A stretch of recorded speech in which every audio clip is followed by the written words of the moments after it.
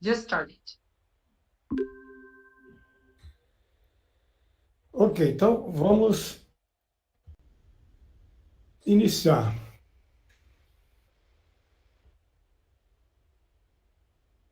Ok, bom dia a todos.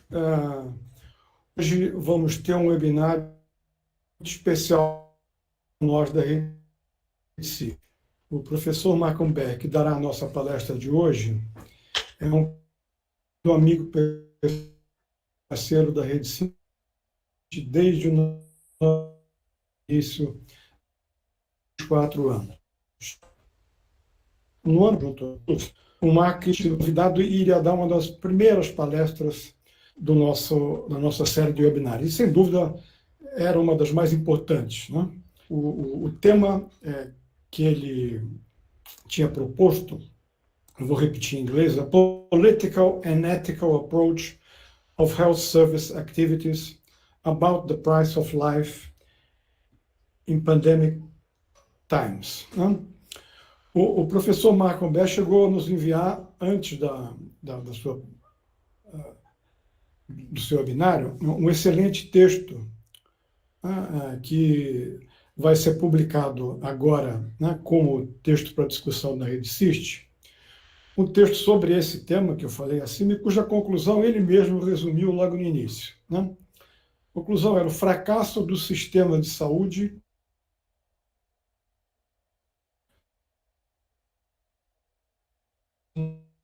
e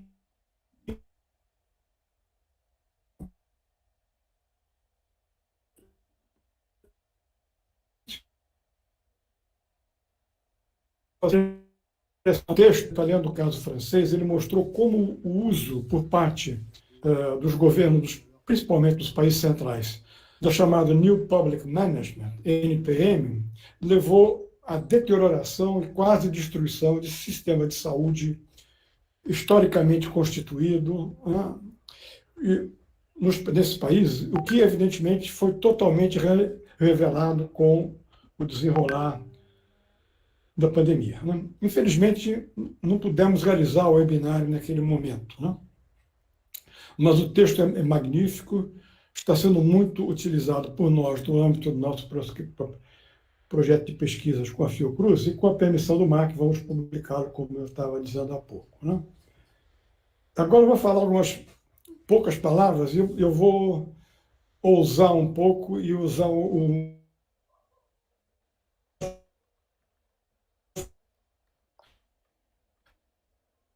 pouco com o nosso querido Marc. Né? Como eu disse, como eu já dizia no início, o professor Marc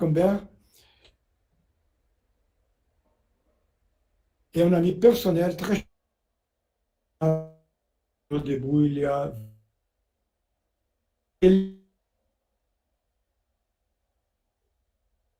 remarque lors de célébrer le séminaire est la meilleure chose qui s'est produite. Longue fructueuse amitié avec Marc.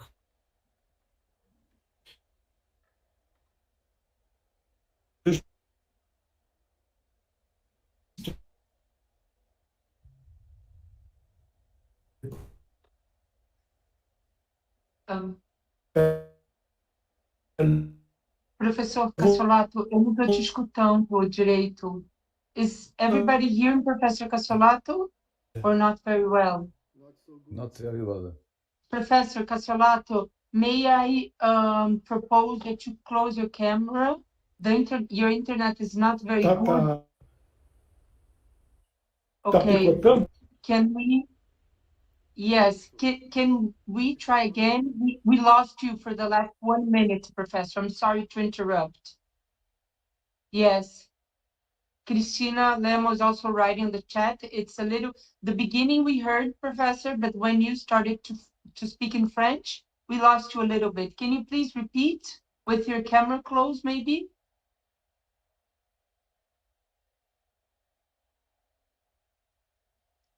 Thank you, Cristina, for letting us know that the connection was bad. Let's try once again. Professor Cassiolato went out. I think he's going to come back, maybe, we hope, with a better internet so that he can make the opening message as he planned in French to honor Professor Marc Humbert. So let's wait a little bit and hope that his internet gets a little bit better. We have time. I am talking to him. Let's see. Yes, he's back again. Welcome back, Professor Cassiolato. Is he here?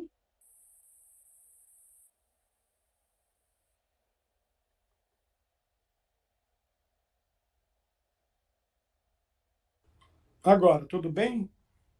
Yes, very much better. Thank you, Professor Cassiolato. Can you please start? We lost you when you started to speak in French. We couldn't hear you.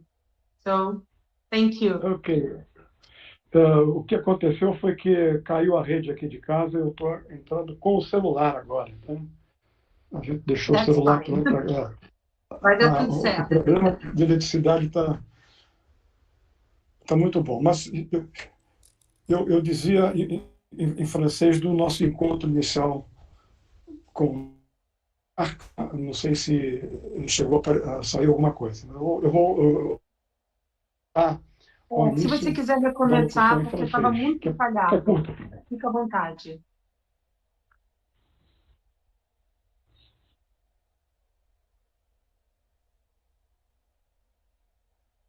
Desde o início?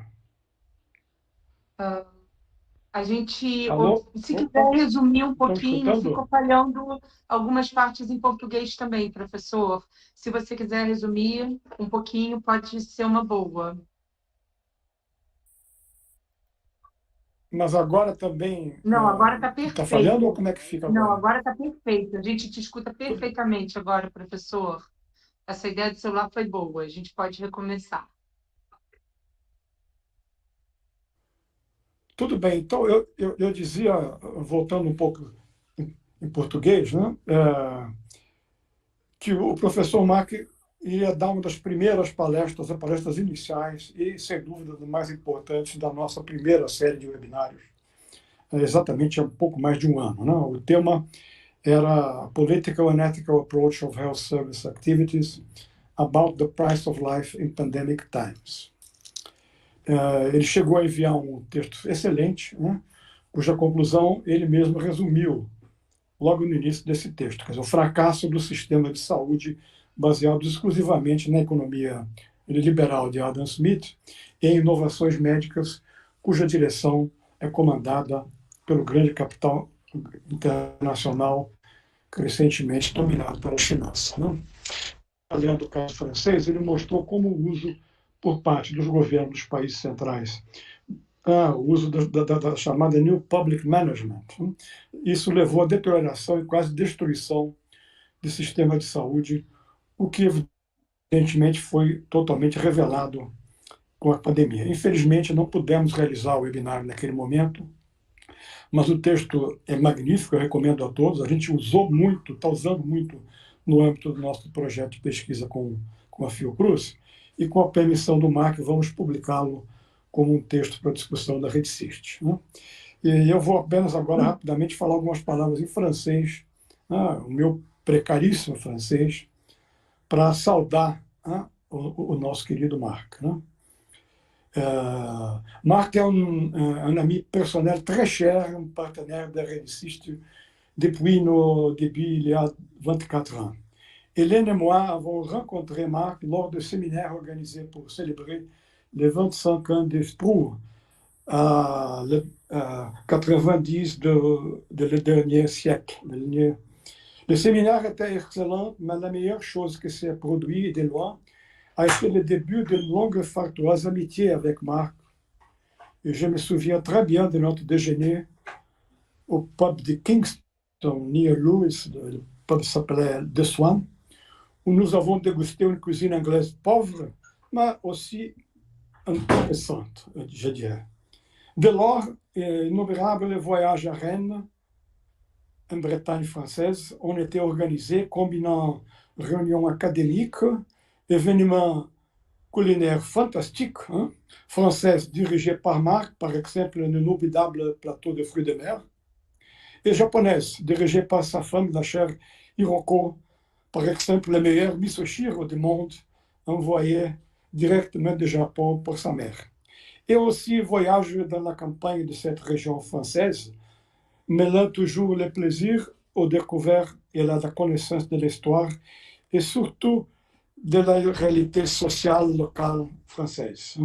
Marc, en plus d'être intellectuel rigoureux et modèlement reconnu, est un important militant des mouvements sociaux français et avec son épouse, la bien-aimée Hiroko, nous a informé des actions de cette communauté en relation à ce que nos grands géographes Newton Santos a appelé la mondialisation malsaine.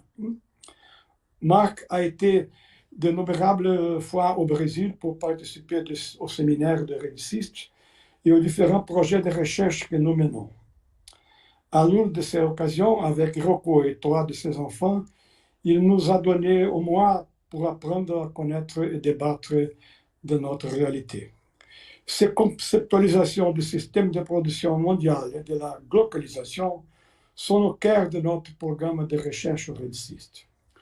Je pourrais passer 2 heures à me remémorer nos rencontres, mais je conclure que par une phrase. Marc, é em português maintenant.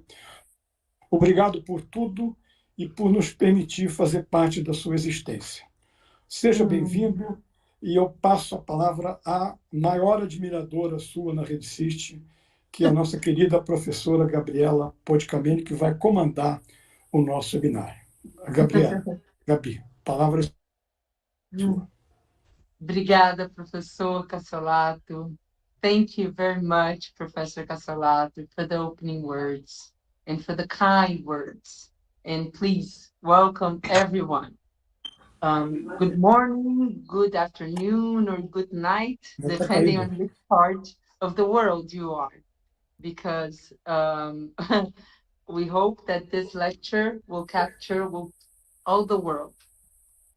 It is with a very great pleasure that I will be moderating this session that will discuss a very important topic, the necessity to shift from a liberal to a solidary paradigm. I believe that this topic has never been so urgent. So this is a very important debate for us. And to have this debate, we have a very special guest. Professor Marc Humbert is a dear friend of Redesist and of many of us today. Thank you very much, Professor, for being with us today. It is an honor to be with you. Professor Marc Humbert is a merit professor at the Political Economy of University of Rennes, France. He created in 1980 the concept of global industrial system, an alternative theory to the standard theory of international division of labor. It helps to understand the endless international technology race, and it helps to overcome the impasses of critical development theories. He co-founded in 2002 the international project PIKIA to build a political and ethical knowledge on economic activity. He initiated and co-animated since 2010 the convivialist movement of ideas, drawing upon the concept of viviality from Ivan Illich. And he co-founded in 2021 the Convivialist International. So Professor Marc will give his lecture for around 50 to 60 minutes. And then our discussion, our dear Professor Helena Lastres will have around 50 minutes to make comments on Marc's lecture. After that, we will give Professor Marc an opportunity to comment on Helena's observations. He can have around 20 minutes or so to do that. And then we will open the debate to the public. I highly, we stimulate all to engage and to participate on the debate. You can open your microphone and make your question, or you can write it on the chat and I can read it for you. You can choose whatever it makes you more comfortable. Now we can begin. Please, Professor, thank you very much for being here. And whenever you're ready, if you need any assistance, please, I'll be here. Okay? Thank you very much. I am not no falo Portuguese. I am really confused not to be able to speak in Portuguese.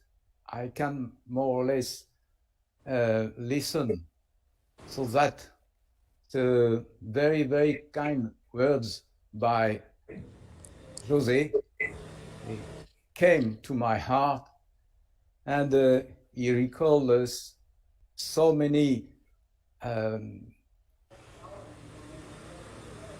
emotional moments that we share together, either in Europe or in Brazil.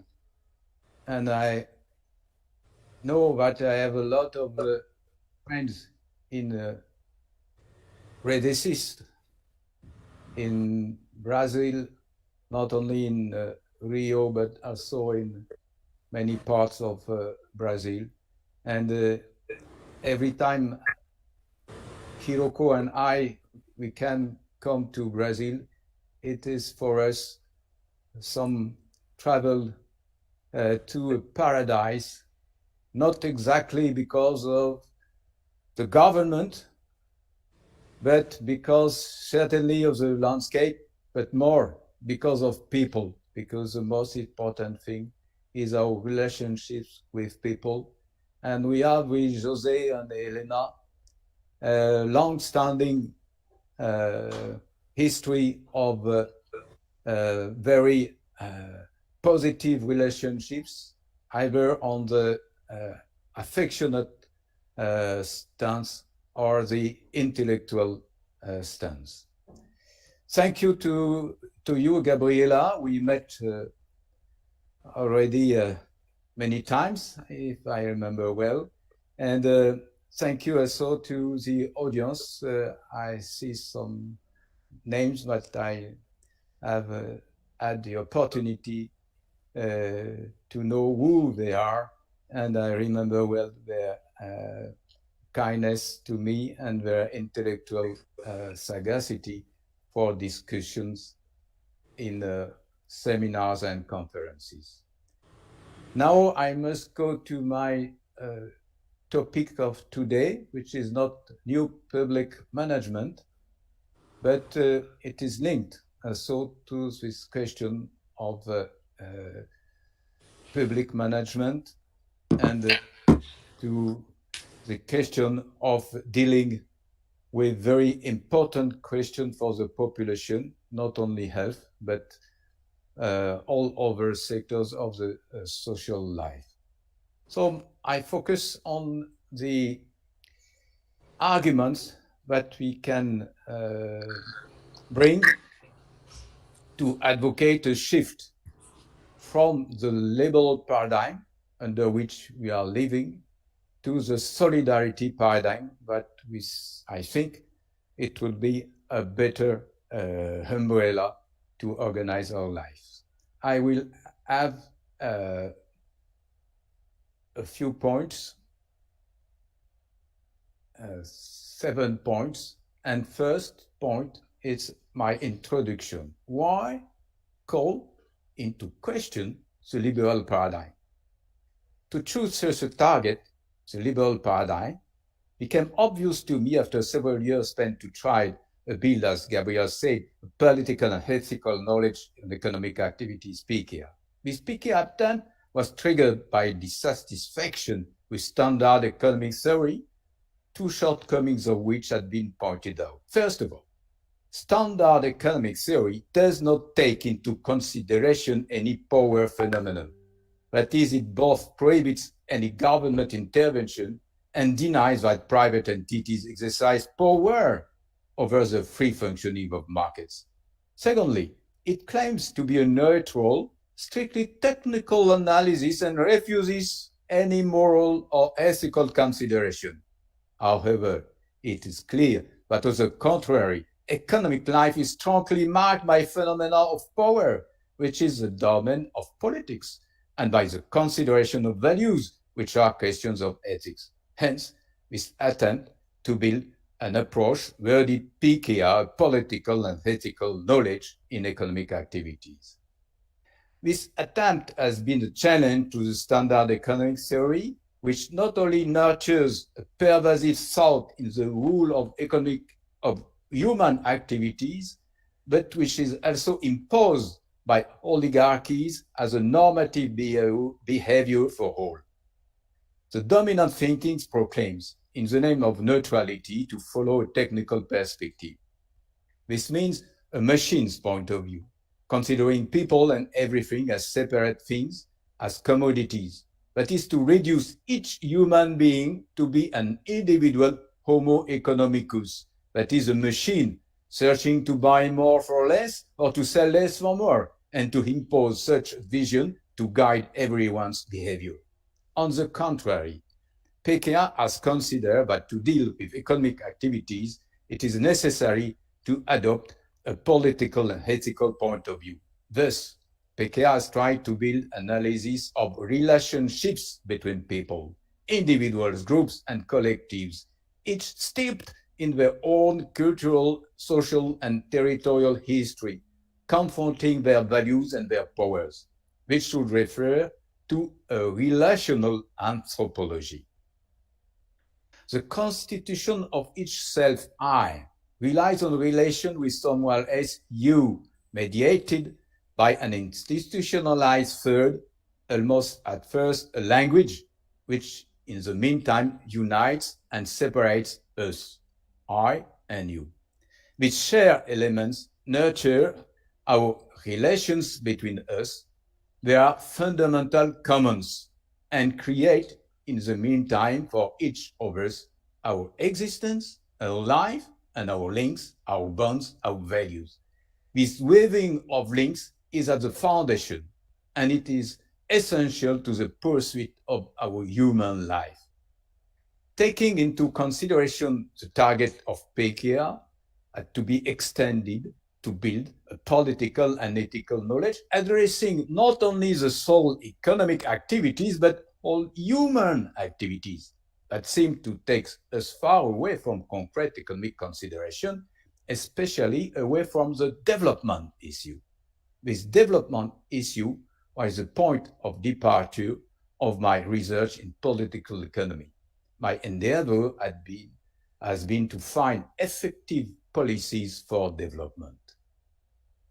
Consequently, I will try today to convey to the audience the idea that the reference to the liberal paradigm is responsible for, the liberal paradigm is behind the failure to deal with the world development issue.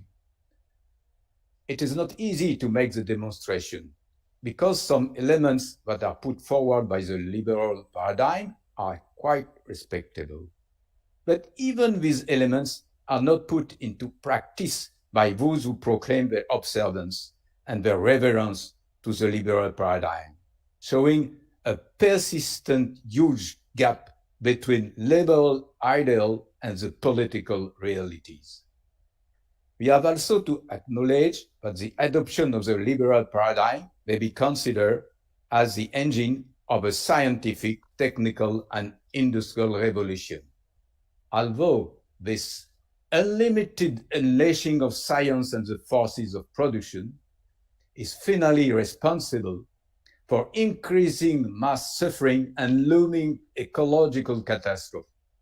However, this does not appear like that to the general opinion, above all because oligarchies and their allies use magic words hiding the responsibility of the proclaimed liberal paradigm. To overcome this trap, it is necessary to fully understand the role given by the implementation of the liberal paradigm to capitalism and to money, which are the two main antagonists to the common and to solidarity. Before to enter into this relatively long analysis to document the necessity to shift from the liberal paradigm, I would like to present briefly what may be an alternative. That is to take fully into account what is wiped out by the dominant thinking supported by the liberal paradigm. I mean, the relationships between people in all sectors of human life. These relations of life, building our common world, I name them, after Ivan Illich's seminal work, conviviality, what creates a convivial world. With hundreds of academics, in order to escape from the reductionism imposed by the dominant thought, we have decided to make explicit the principles of a political philosophy that could be able to guide the building of convivial societies and their relations. We named it convivialism. Those who want to escape from relations which lead to links and constraints and prefer total individual liberty adopt liberalism, which flourishes under the liberal paradigm. Those who want conviviality between all need to define and to adopt convivialism, which relies on the solidarity paradigm, which means to accept links and constraints. Convivialism is based on the observance of four basic and interdependent principles. Their interdependence compels self-limitation of each, what means responsible moderation and makes hubris control as an imperative. The four principles are the following. First, common natural humanity, ecological mind, and no discrimination between human beings. We are sisters and brothers of equal dignity, taking care of nature of which we are a part. Second principle, common sociality. Relations between us are our prime value. Our interdependence is expressed in solidarity and leads to cooperation. Third principle, autonomous individuation, to allow each one the power to be and to act, taking care of each other. This is freedom in solidarity. Fourth principle, diversity. That means the necessity to deal with conflicting interests and to reconcile opposing views to build a path towards a common good. This is a democratic ideal. So let's go to the second point behind the failure to deal with the world development issue. My endeavor as a researcher in political economy has been to bring a contribution to the effort made by so many countries to build their self-sustaining national capacity to answer the needs and first the material needs of their population. That is to do research in a domain currently worded development. Standard theory says, let them participate through their firms to the international division of labor in free competitive international markets, according to their comparative advantages, as Ricardo explained, using their natural endowments, and they will be rewarded by an increase in their wealth. Today, this is still the theory on which United Nations institutions, WTO, and all free trade agreements are based. Despite this hegemonic way of thinking, observations of the real world, of the historical economic development and growth of the main industrial countries today as England, Germany, USA, Japan, or China, show that this theory is light years away from what has been the actual functioning of the international economy. This theory makes us blind to the real functioning of this world. The main results of 20 years of research on that topic reveal the actual functioning of the world. There is, in the international markets, a global systemic competition between firms and nations. That means competition between firms' strategies combined to a competition between state strategies rivaling to win. Firms are private organizations aiming at accumulating capital, and one outcome of the global systemic competition is a world concentration of capital. This means that each essential industrial sector is dominated by an oligopoly of giant firms which organize their territorial network of subsidiaries and subcontractors, suppliers, and consumers to maximize their profits. States try to boost their own firms and to attract foreign investment to make their GDP growing as rapidly as possible to stay at the top or to climb in the international hierarchy of nations measured by the level of GDP per capita. The global systemic competition is based on a technological race for advances to be turned into new marketable products, boosting an everlasting industrial change and world growth, which, as a collateral, is exhausting our planet's sustainability.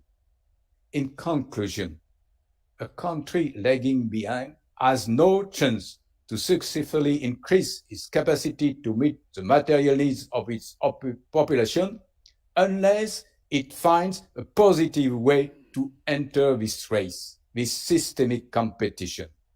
This requires to make its firms capable of winning a share in the markets thanks to relevant promotion and protection, industrial, technology, scientific, and educational policies. But this has become more and more difficult to make it. Almost impossible for countries which are still unable to get sufficient food for their population.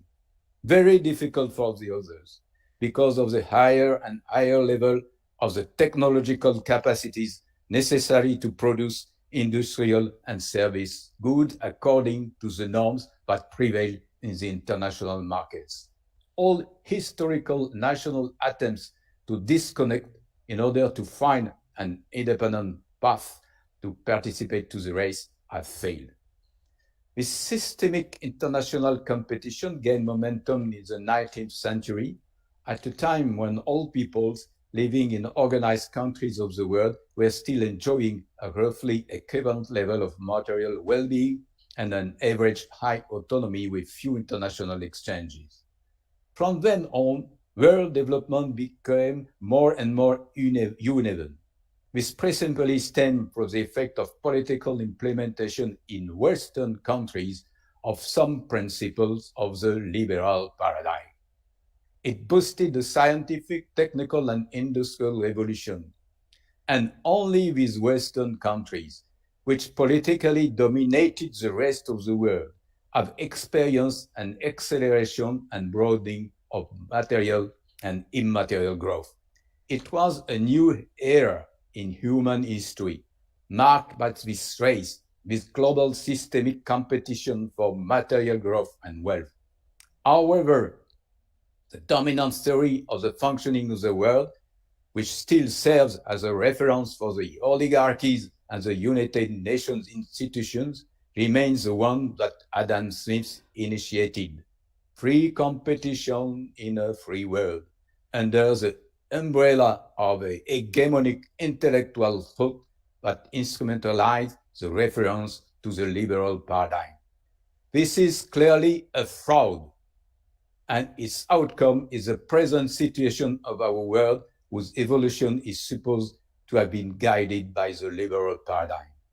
I consider that the present state of our economic, social, and natural world and its past and present evolutions are leading to catastrophe.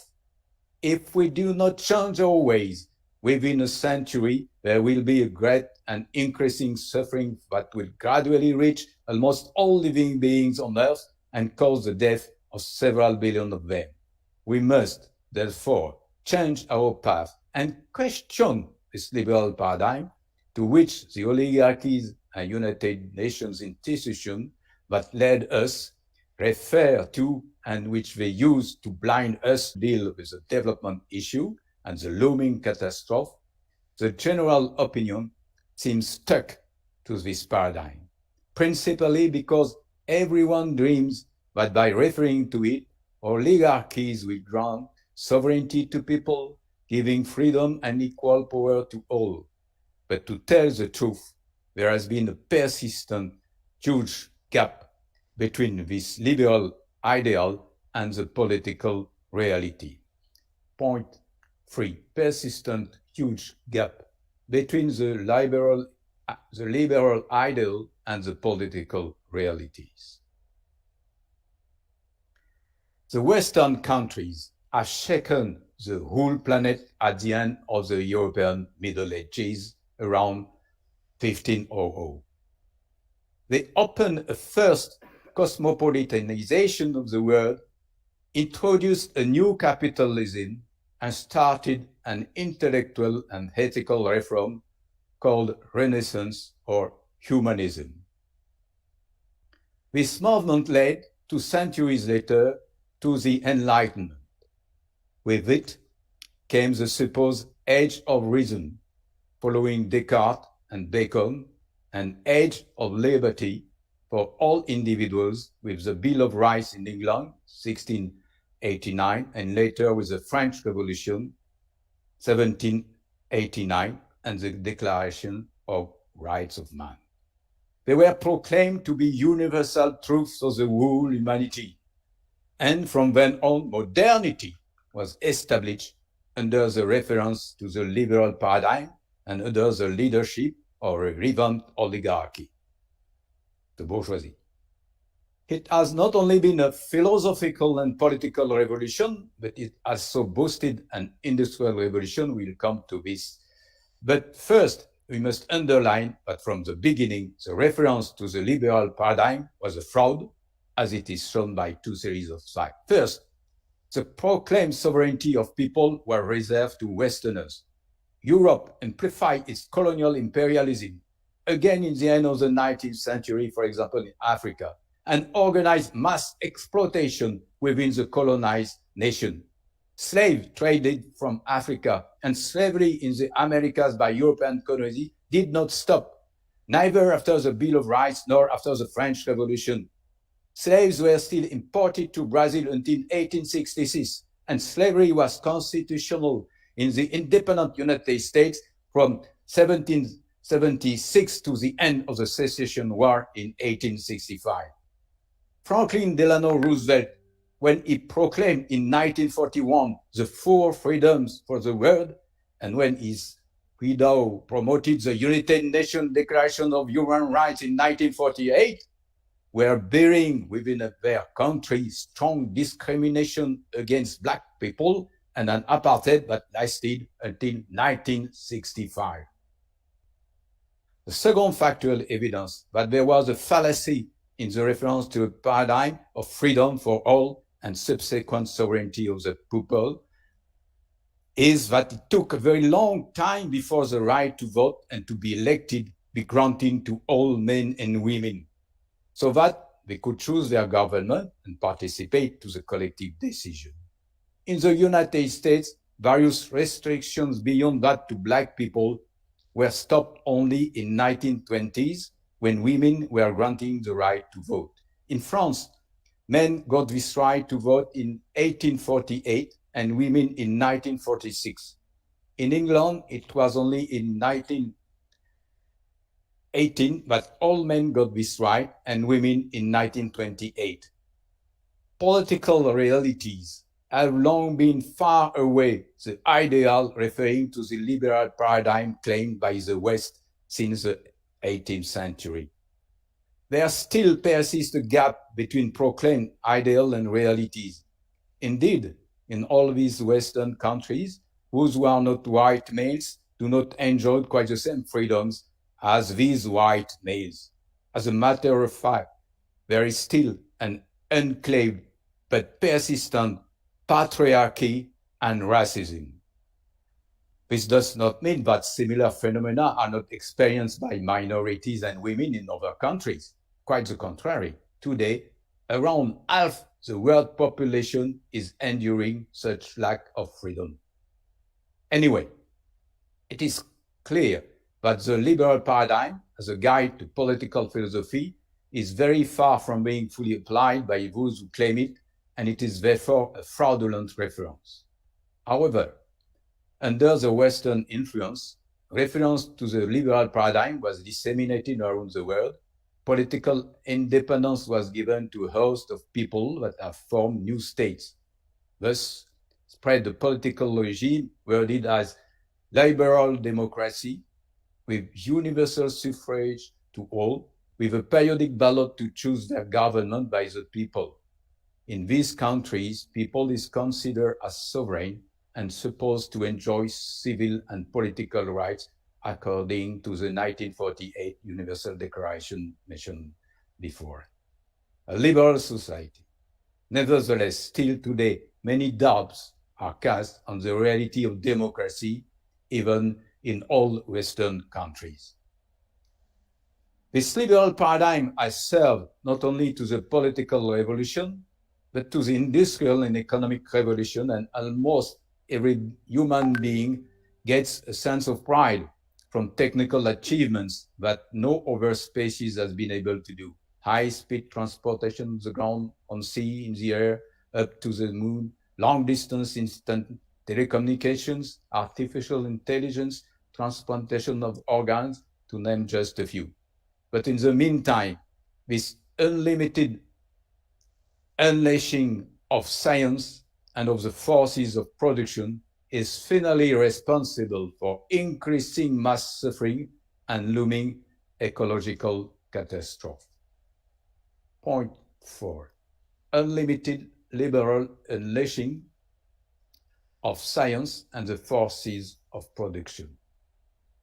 During thousands of years, everywhere in the world, in organized countries, oligarchies have been able to integrate, state by state, a growing proportion of their population into the process they ruled, either by force and coercion, or by incentives and propaganda, by political or religious institutions, also by spreading misleading wrong narratives and false hopes in order to gain their trust and to fully exploit them. European people went under the same holistic rule. Everything was under control, especially what was considered as knowledge or truth, but had to be approved by the oligarchies. Galileo in 1633 was forced by the church to recant his claim that the earth moves around the sun. From now on, this type of constraints will disappear and the forces of scientific thought and its technical application will be free to accomplish Bacon and Descartes' program. Francis Bacon asked for conquering nature for the sake of relieving man's estate, and René Descartes used to become like masters and possessors of nature. The age of reason opened to free intellectuals and scientists the possibility to explore nature without any doctrinal or social prevention.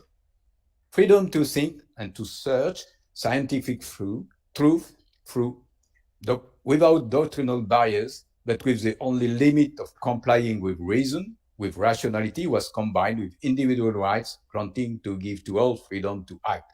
First, the right to private property, as advocated by John Locke, 1690, duly confirmed by the Further Declaration of Rights, and freedom of contract, allowing independent decision by separate individuals pursuing their own interests without any obligation of taking care of others. Adam Smith, 1776, advocated that the best thing to do was laissez-faire, laissez-passer, popularizing the motto of the French economist Vincent de Gournay. If everyone minds himself alone, the market will do the best for all. Freedom to try to master nature and freedom to act without taking care of nothing, and to enjoy private property without any constraints allowed Western merchant and technical venturers to boost capacities of production and to further exploitation of the rest of the world. The combination of these changes has resulted in extraordinary scientific progress and material achievements, what was named Industrial Revolution. This phenomena was boosted by a new oligarchy, the one that replaced the old one, and that of the traditional world of closely linked individuals subordinated to nature. However, this industrial and economic revolution brought about a succession of crises, some 15 in the course of the 19th century, in almost all industrial countries until the major one of 1929, that seemed to threaten the very existence of their societies. Despite its dynamism to bring long-term expansion of production and population, these benefits went to the sole winners of a free competition, winners who exploited the masses. Moreover, the evolution did not show a smooth trend to periods of euphoria when even a significant percentage of the poorer get employment and salaries, followed periods of depression during which the masses were unemployed and returned to misery. Despite this threat of explosion, the new international oligarchy expected automatic recovery and took only small policy measures until the strong and radical reaction decided in 1933 by the federal government in the United States. That was the American New Deal, which was followed by economic Keynesianism, a model that was generalized in the Israel nation exclusively. These nations will continue to dominate the rest of the world, where countries were underdeveloped and at best integrated as peripheral countries. But within rich countries, there was a kind of break on the exploitation of the masses with step by step a new acceleration in the growth of production and population until the 1970s. Then, after the Thatcher-Reaganian reversal, 1979-82 against Keynesianism, and the rallying of attempted communist dissent in 1991, the growth pace declined, principally in old industrialized countries. They faced challenges above all from a few Asian countries, with China among them. The Western oligarchy has tried to maintain its dominance through ever more advanced technology and by deepening globalization and financialization, exacerbating cutthroat competition. They went back to more exploitation of masses through new forms of organization like new public management and to extract more resources from the poor countries. And new emerging countries added their dynamism to this extraction and to the process of exhaustion of the habitability of Earth. Thus, everywhere social suffering is increasing, people's confidence is waning, and they are tempted to revolt, to turn inwards, or to the dictatorship they hope will protect them.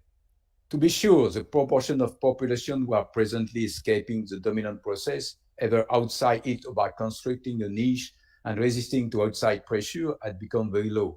It is said that indigenous people are less than 300 million, and almost all people duly governed by states from the United Nations are under the rule of the oligarchy. There are countless, certainly tens of millions of local arrangements to relax, to transgress the dominant rules, especially since the Thatcher-Reaganian reversal. But these arrangements gather from less 10% of the world population, and they have not been able to reverse the global trend, perhaps not even to slow it down, although they are a source of hope and inspiration to achieve a decisive shift.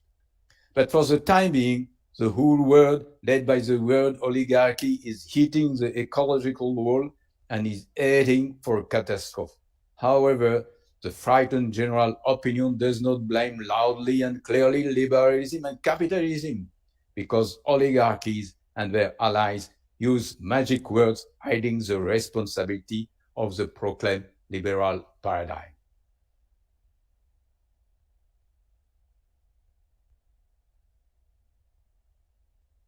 Magic words hiding the responsibility of the proclaimed liberal paradigm.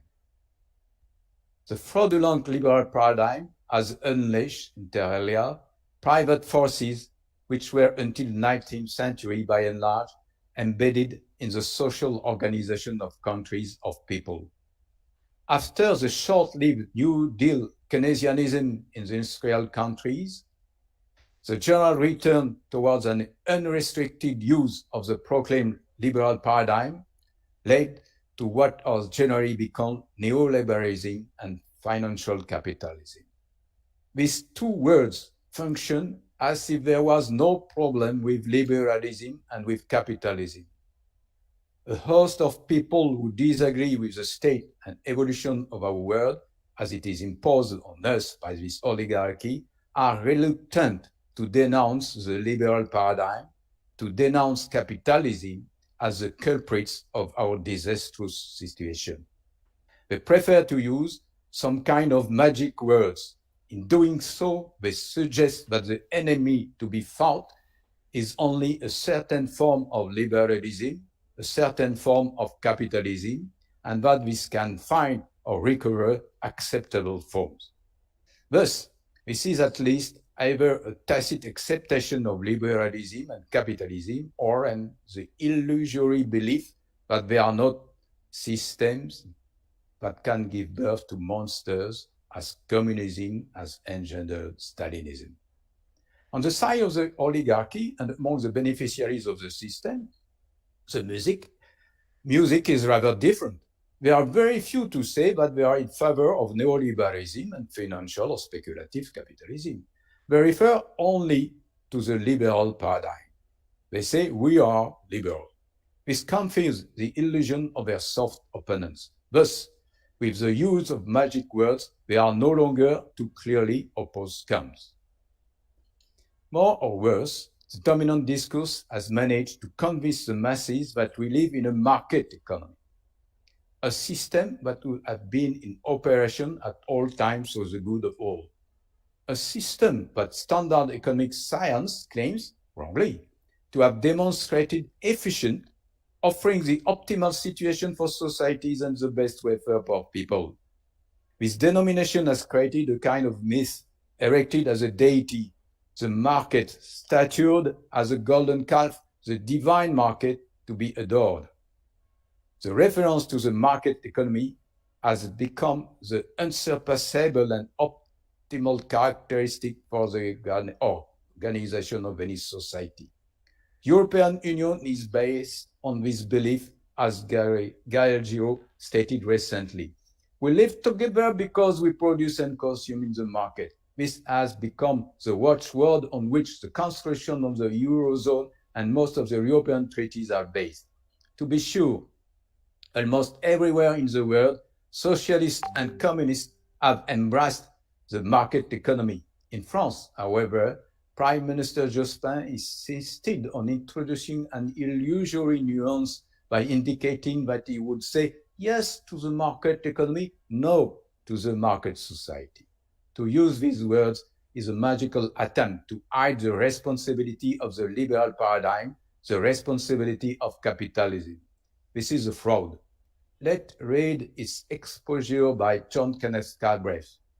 Capitalism is no longer the accepted designation of the economic system and the identification of those who exercise economic and therewith political authority. The renaming of the system started after the Great Depression. Capitalism, all too obviously, did not work, so denoted it was unacceptable. There followed a search for a benign alternative name. Free enterprise had a trial in the United States. In Europe, there was social democracy. Finally came the market system. With the controlling power of the consumer sovereignty, the market was the final authority to which the producing thing, the capitalist, was amply subordinate. No individual firm, no individual capitalist is now thought to have power.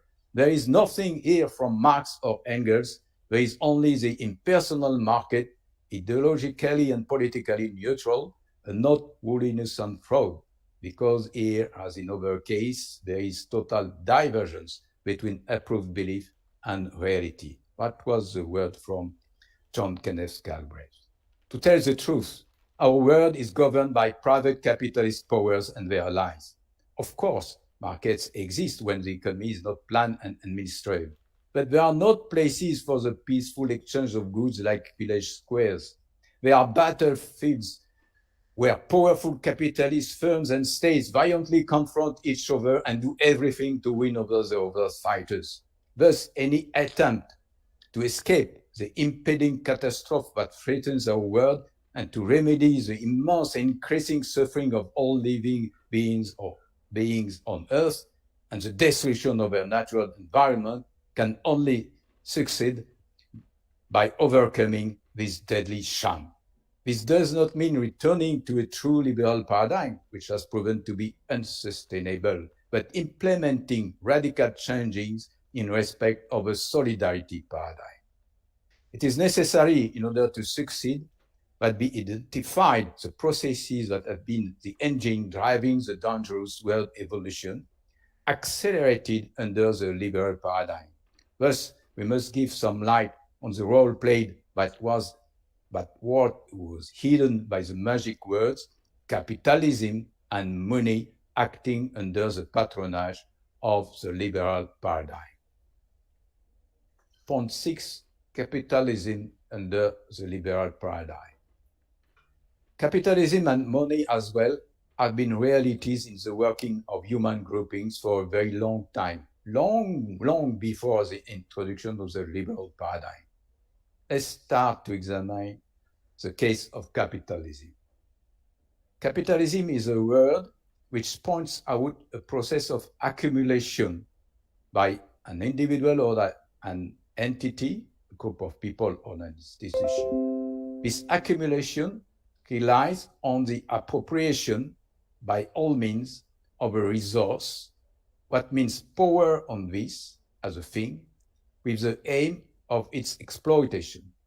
This exploitation consists of a process that turns it into a thing which can be exchanged, sold for a higher amount than the cost, the investment engaged.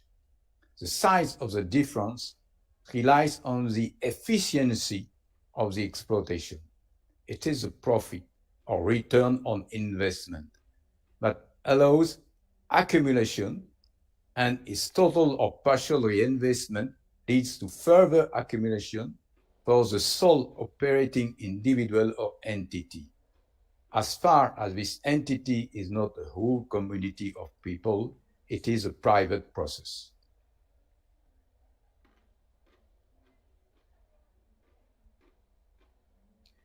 In the era of hunters-gatherers, the life in common, the sharing of resources did not let place for capitalism.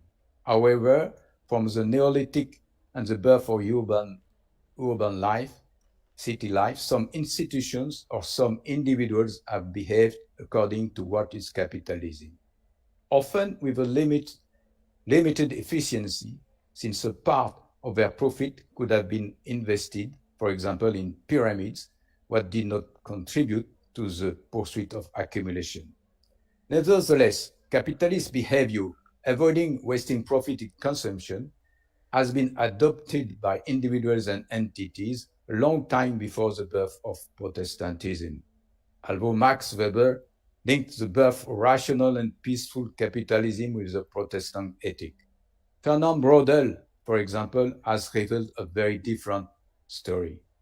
Braudel documents the emergence of social structures which are monitored by capitalist behaviors in Europe in the 12th century, especially in cities, and later Venice, 13th century, Antwerp, 16th century, Amsterdam, 17th century, London, 18th century. The spirit organized conventions as well as infrastructures where capitalists were monopolists and not entrepreneurs operating in competitive markets, as they will be deified by Joseph Schumpeter. At that time, capitalists did not use free markets and operated with the support of governments, which did not search to organize free competition. They were already a kind of oligarchy, exerting their power on the economic world, sometimes influencing the political scene. However, until the liberal watershed, capitalism was under the social control exerted by religion, and to a certain extent, the argument of Weber is right. In fact, in Catholic country, to make profit was not a sign of God approbation. And controlled by the feudal system and the sovereign. King Louis XIV of France found that Nicolas Fouquet was becoming too rich and he decided to have him imprisoned from 1661 until his death. The motto of Fouquet's family was Quo ascendet, what hates will not scale. To get this unlimited space for private accumulation, it will be necessary to wait for the reign of the liberal paradigm. Not only free and unlimited appropriation by market means was allowed and warranted, but absolute freedom for any individuals allowed them to behave without social personal constraints. The age of liberty severed the traditional links between people, and almost no behavior could be repressed in the name of vanishing religious values, and led to the end of the old feudal traditional relationships. Let's quote Marx and Engels, who command the spirit of what they call the bourgeoisie, which took on the aristocracy as the dominant class. No other nexus between man and man than naked self-interest. No more place for sentiment, just the icy water of egotistical calculation, and that single unconscionable freedom, free trade. In one word, for exploitation veiled by religious and political illusions, it has substituted naked, shameless, direct, brutal exploitation. This description by Marx and Engels expressed what Polanyi later worded disembedding the market from the society. And Polanyi explained labor and land are no other than the human beings themselves, of which every society consists, and the natural surroundings in which it exists. To include them in the market mechanism means to subordinate the substance of society itself to the law of the market. As a matter of fact, that was not the law of the market who dominated concretely, but the powers of capitalists who became authorized to hire people freely, that is to say, to exploit the labor force as any other resources efficiently to make a profit maximum, as Marx showed the mechanism in his books. What is driving the behavior is the will to be rich and powerful, what supposes accumulation. As Marx put it in his masterpiece Das Kapital, accumulate, that is Moses and the prophets. Industry furnishing the material which saving accumulates. Therefore, save, reconvert the greatest possible portion of surplus value or surplus products into capital. Accumulation for accumulation's sake, production for production's sake. When liberal paradigm unleashed capitalism, which could flourish thanks to the commodification of land and labor markets, that is, potential buyers of products were still small, and capitalists acted to extend markets within their countries and step by step throughout the world. Anyway, it will take time, surely, to include in their mode of production and consumption so many people as it is the case today. Not only capitalists have spread their powers everywhere, but in the meantime, through accumulation and cutthroat competition against one another, they have pushed concentration, and the outcome we face today is extraordinary. In all sectors of industry, a handful of giant companies organize the production with global chains, decomposing the process of production across territories and deciding what to produce and where to produce, as they are able to act on consumers to dictate to them what to buy. They lead the high technology sector with the so-called GAFAM, or the agro-industry sector for our need of food, the transportation, car, airplanes, rockets, to name a few, and not to mention the pharmaceutical sector. Capitalism is rational utilitarianism.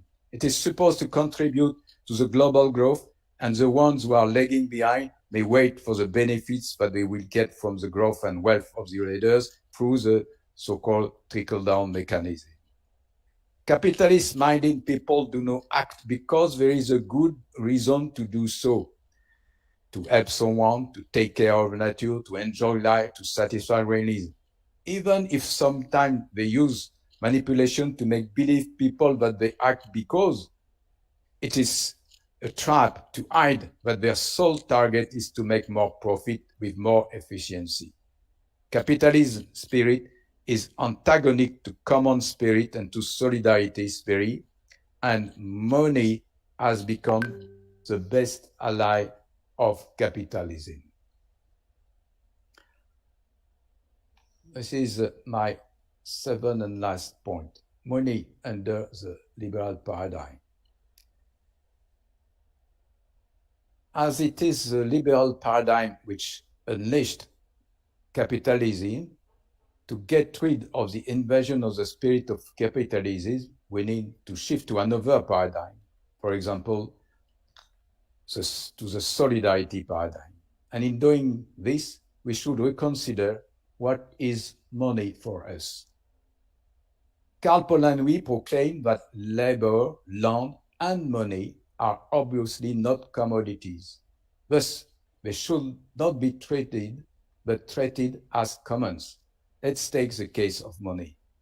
The fraudulent history of money is that it would have appeared to foster the development of markets when a kind of commodity, finally silver or gold, was used as universal intermediary to settle exchanges instead of using a system of barter. This would have been a condition to make markets flourishing. It is now attested that in fact money has existed a very long time ago, perhaps among groups of hunter-gatherers 60,000 years ago. This is the thesis of paleoanthropologists that are followed, for example, by Jean-Michel Servet. Money was not used principally for exchanges, but as one common good to nurture interdependency and reciprocity in social occasions as marriage, funerals, hunting success, or other events, with or without concrete sharing to organize. Thus, the conception of money was that of a link, a bond, an obligation that united a community where anyone trusts each other. For Jean-Michel Servet, such a money is a link. On the contrary, when money is used to settle transaction, it is said that it cuts the link between partners. It cuts the obligation to pay, it cuts the debt, and both partners get their freedom back. But where does the money come from? How is it produced? After the end of money as a quantity of gold or any other thing, it has appeared to educated people that money is created when a bank says to a debtor, I gave you a credit of 1,000, and that the debtor may use this amount to pay purchases up to this amount. But this relies on a very important condition. Anyone in the community of payments must accept this money against concrete goods or services. This supposes a strong link of trust between all the members of this community. Where is the independent individual freedom regarding this strong link? You may also remember, for example, that on the paper money of the king dollar, as illustrated on the diapositive, there is a written inscription, in God we trust. Where is the independence vis-à-vis religious values? Anyway, in the today world, money is a debt mainly created by private banks. As a matter of fact, this is not news. David Graeber's, drawing upon the work of Michael Hudson, has written the story of the first 5,000 years of debt. Firstly, there were temples that created money in Assyrian times. But what is still the same is that, according to Michael Hudson, the economic history was that of a fight between creditor and debtor, and above all, an history of powers exerted by creditors on debtors, trying to impose the repayment of the debt. As a matter of fact, a lot of debts, even or perhaps even more today, are not repayable. In the past, in many civilizations, they used to organize jubilees, a tool to periodically erase debts of the past. This has come to an end a long time ago, but today the amount of debts has risen to a multiple of all the value of goods and services produced each year in the world. Debts as such are not repayable, never. Jean-Michel Servet stands for an organization of liquidity and credit that is access to money in the same way as we should organize the commons. Everyone should have access to money. Since 2008 and until today, in the USA or in EU or Japan, private banks have got huge amounts of money from their central bank, that is said quantitative easing. And they even pay for that, but they do not lend this money to the economic actors of the real economy. Banks lend money when they can make profit in doing so. And it is more interesting for them to act on financial markets, for example, to lend to governments or to act in fiscal paradise to help giant companies to purchase their own assets. However, there are thousands of experiments which organize local currency to reappropriate money as a common on a local territory by a community of people. One ancient example is WIR. WIR is both an abbreviation of Wirtschaftsring, economic circle, and the word for we in German, meaning that there is a community, us. According to its statutes, its purpose is to encourage participating members, small, medium enterprises, to put their buying power at each other's disposal and keep it circulating within their ranks, thereby providing members with additional sales volume. Although WIR started in 1934 with only 16 members, there are today 62,000 members with a total assets around 3 billion Swiss francs and annual sales in the range of 6.5 billion Swiss francs. Clearly, the liberal paradigm in severing social links and allowing industrial and economic revolution has extended the field of action of banks far beyond what was possible for the Italian bankers during the Renaissance. The extension of this field has exploded during the last 4 decades by reliberalizing the financial system on which the New Deal Keynesian episode had imposed strict regulation. They have opened the door to a generous debt economy and to financial capitalism, which works almost independently of the real economy, even if it continues to extract from it its substance. Its folly could lead to a systemic crisis with destructive consequences far beyond what was the outcome of the 2008 crisis. Oasis of local currencies could help to preserve life within local communities and with local arrangement of production and innovation, which are advocated by Redesist. As a conclusion, I will express just a short wish. We must get rid of the spirit of capitalism and of all its implementations that have been allowed under the liberal paradigm. On the contrary, we must disseminate the spirit of convivialism to act always because of good reasons of life with efficacy, this is not efficiency, to enhance our collective solidarity rather than our individual private profit. To achieve that, we must shift from the liberal paradigm to the solidarity paradigm. Thank you for your listening. Thank you very much, Professor Marc Humbert, for the fantastic presentation. And I believe we will have afterwards a very good debate. We are already receiving some questions, so thank you very much. And now I would like to pass the word for our discussant, our dear Helena Lastres. Please, Helena, the floor is yours. Okay, thank you very much, Gabi. First of all, good afternoon to all.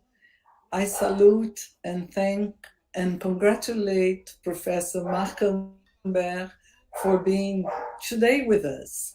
And in his name, I greet the colleagues in PICARE and in Convivialist International.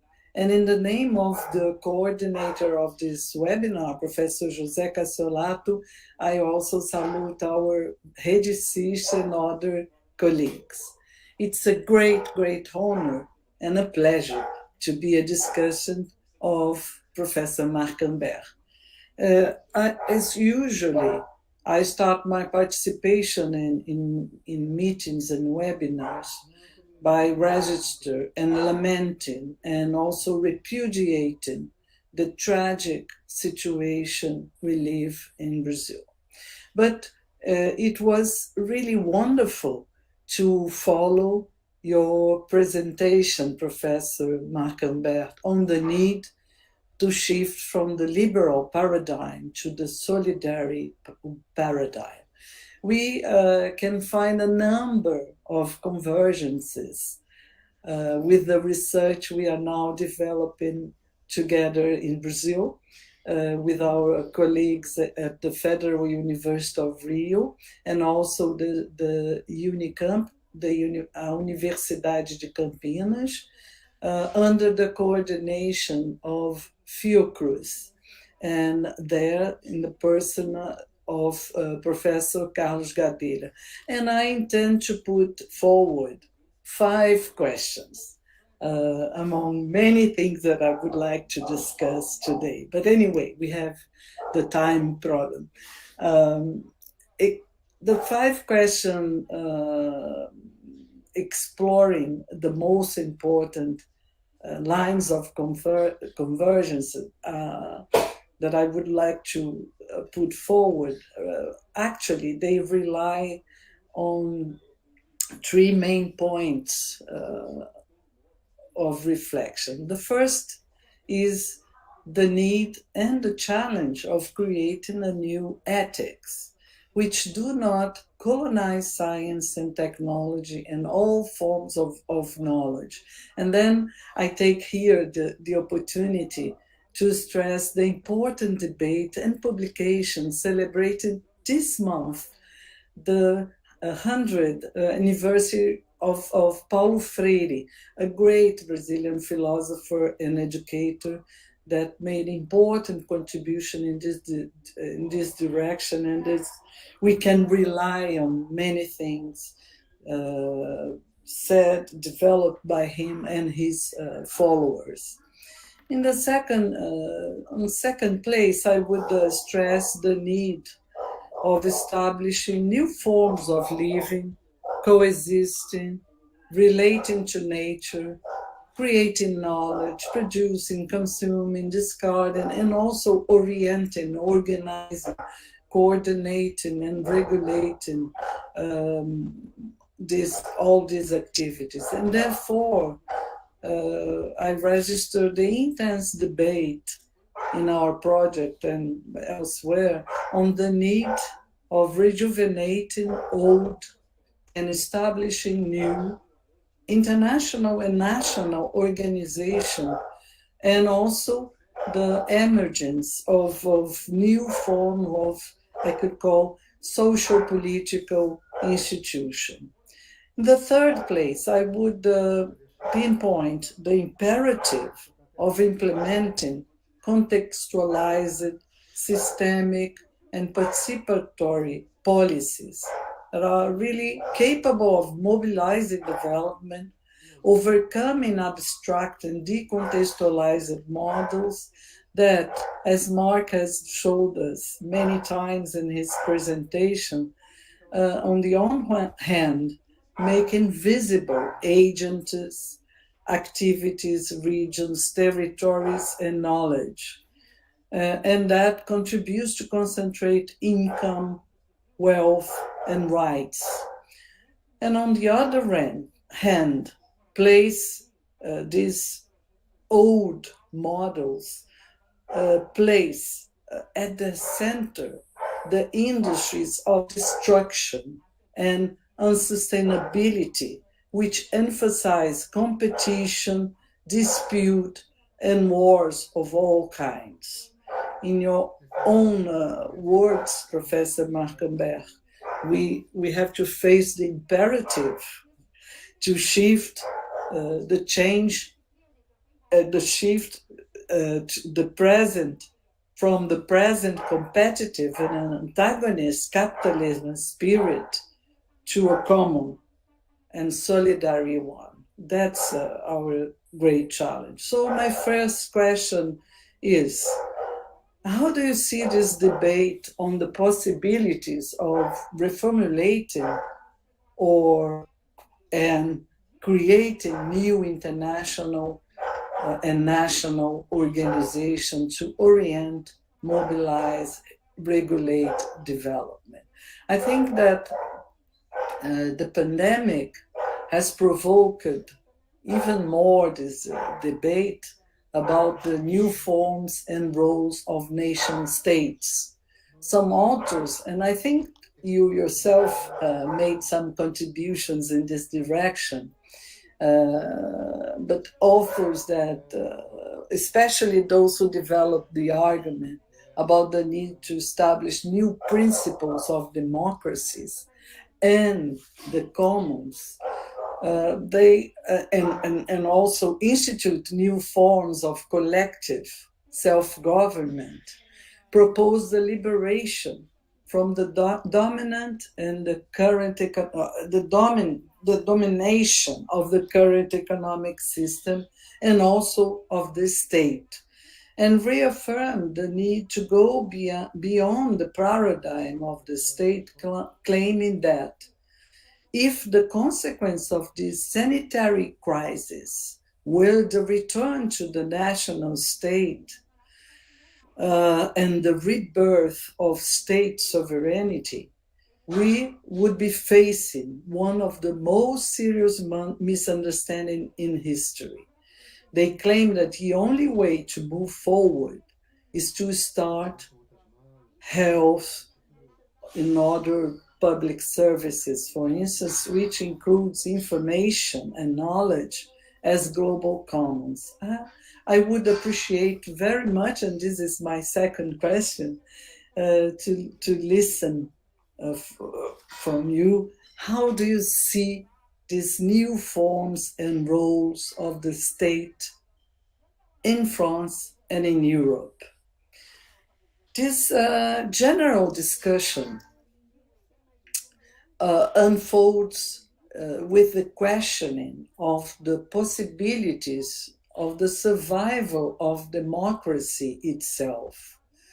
And, of course, the imperative of a radical change in the accumulation regime to one that meets the requirements of sanitary, social, environmental, economic, and political sustainability. In your own presentation, you refer many times to these issues, alerting to the dominant and liberal narrative that we are governed by impersonal, efficient markets, ideologically and politically neutral, delivering what is believed to be the best for all, and pointed out that this is not a wholly innocent fraud to hide capitalism. I would like to point out that in this discussion of if we are going to change our regime, I would like to bring to the discussion the contribution of, for instance, Sousa Santos, Boaventura de Sousa Santos, and his followers all over the world that note that despite the hegemony of visions, mostly based on Northern epistemology, several experiences contribute to the expansion of what we call our democratic imagination and alternative conceptions to colonial and patriarchal capitalism, as you yourself has pointed out, and that this experience constitute important examples of sustainable ways of relating to nature as well. not only sustainable ways of interacting, but also relating to nature. It is pointed out that this initiative and experience are found mostly in the Amazon, but also in Asia, in Africa, and in communities that are currently under a very high degree of vulnerability and risk, facing the risk of extermination. I think that Professor Lúcia Falcon has already put forward a question on these issues. And in the second place, I would recall also the contribution of a number of authors, mainly here in Latin America, that in the first place claim that indeed we can find and learn from different initiatives that are beyond capitalist or socialist styles of development, and that have the inspiration of the thesis that stress the advantages of the conceptions of well-living and well coexisting, bem viver e bem conviver, which imposes not only the reconciliation between people, but also among people and nature. And that, in the second place, highlight the aim to create societies that no longer float in the false dreams of supposed superiorities, but have that feet on the earth.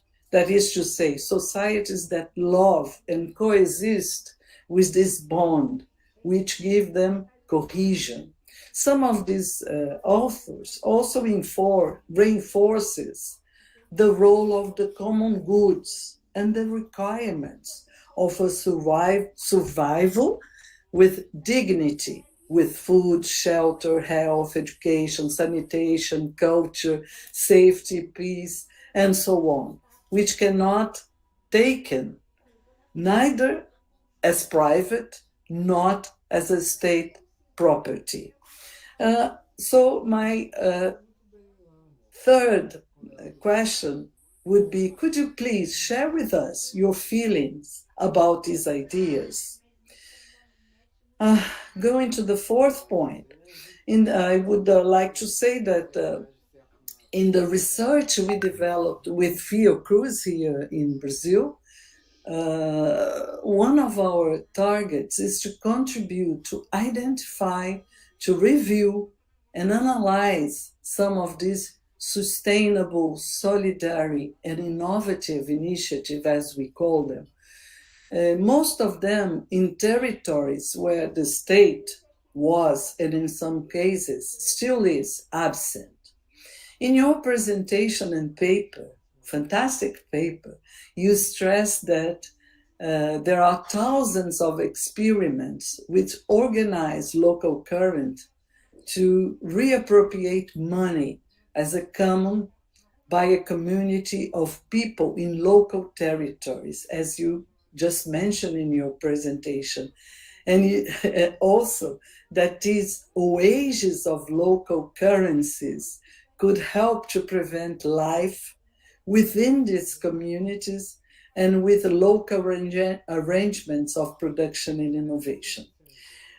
We know that for years, France has developed different experience with this sort of orientation. So my fourth point is, could you please elaborate a bit more on these arguments and examples that are really central for the research work that we are developing in our network, precisely on these issues, and particularly on local production, innovation, arrangements, and systems.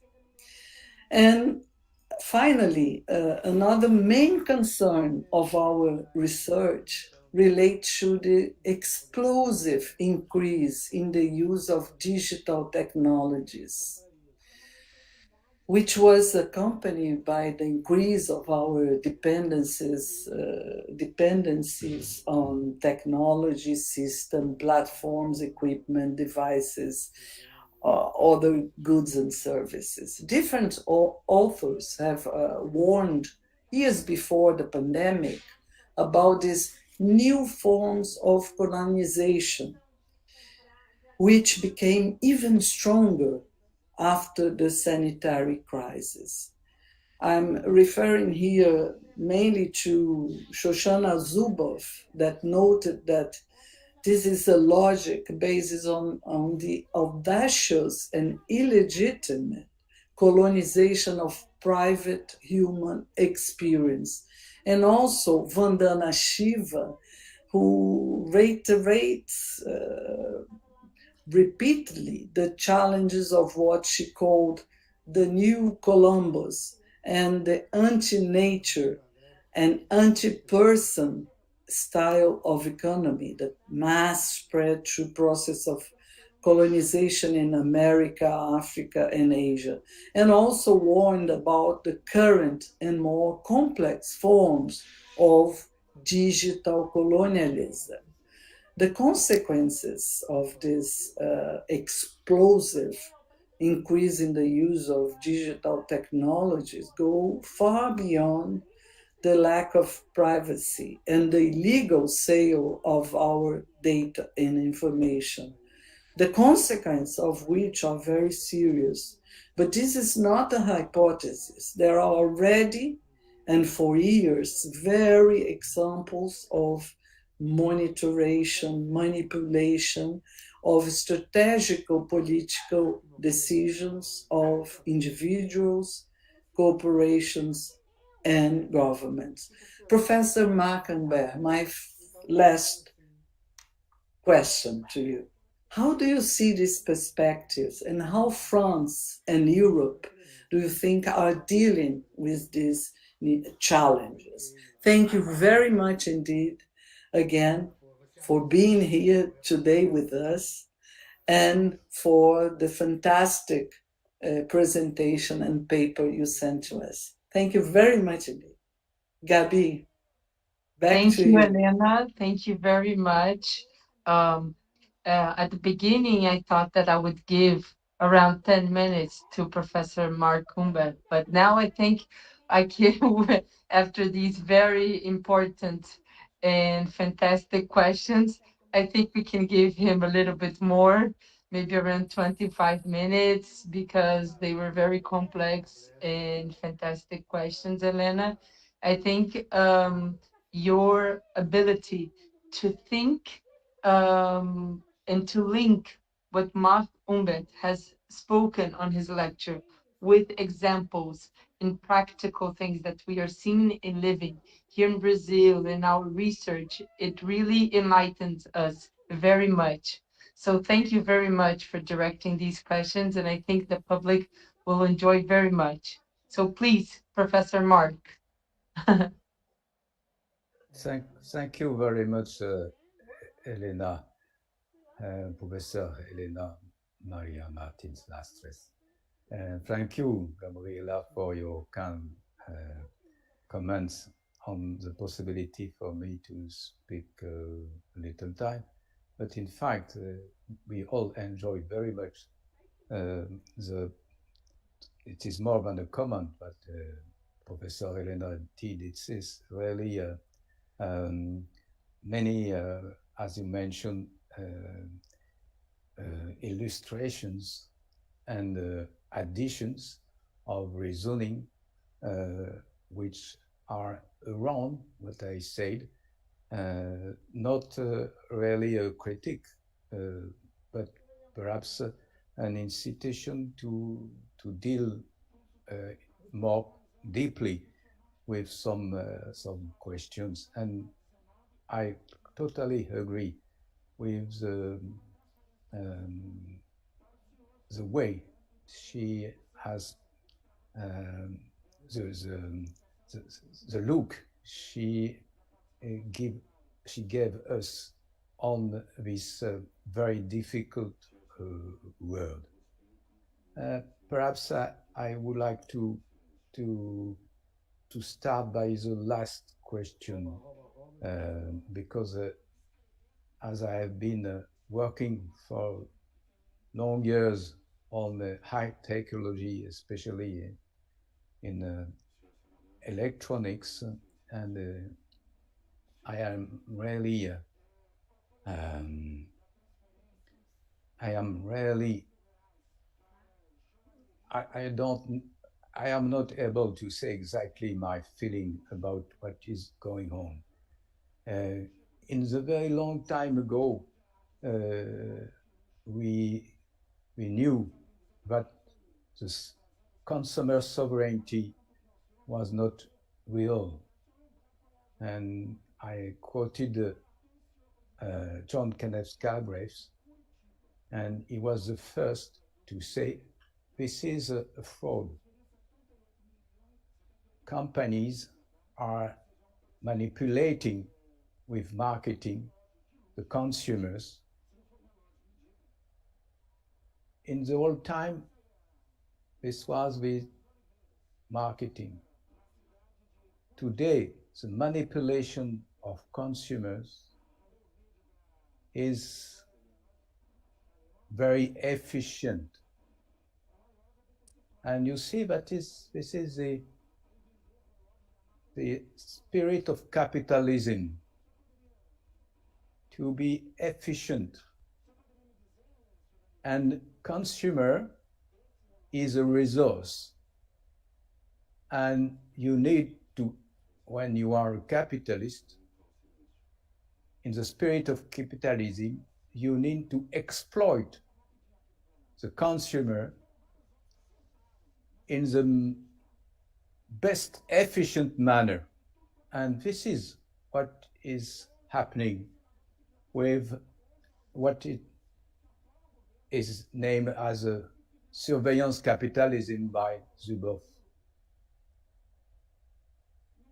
We have a new grade of efficient capitalism.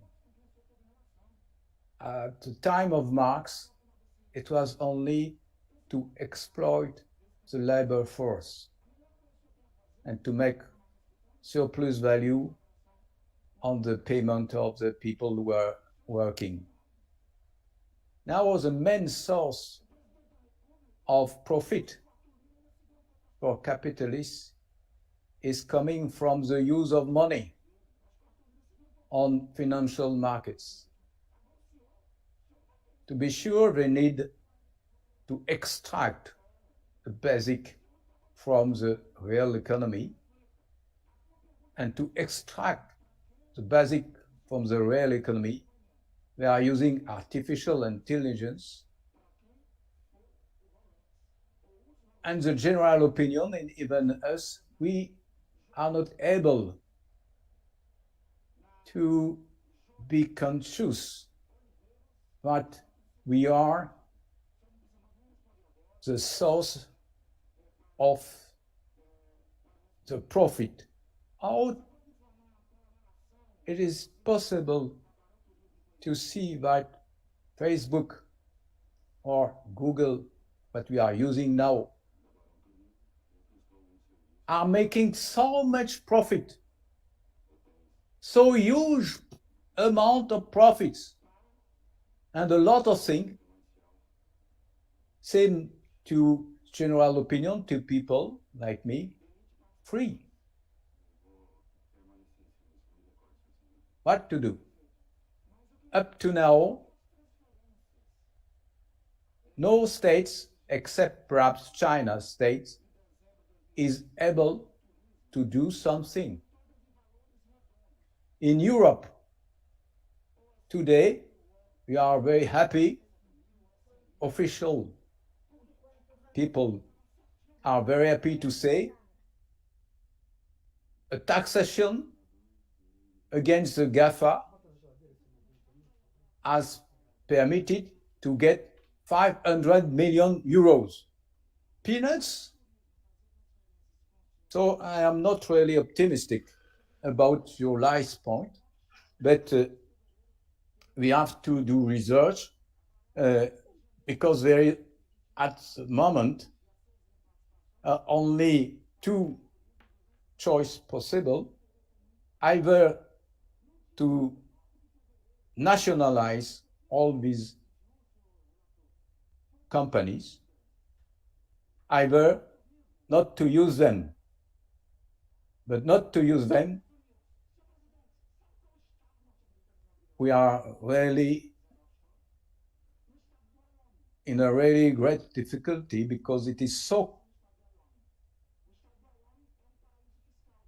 easy to use them, and it is very interesting to use them, Google, WhatsApp, and so on. And the time we need to change things is very long. And perhaps we can, in the meantime, answer to other questions where there is some possibility to make advances.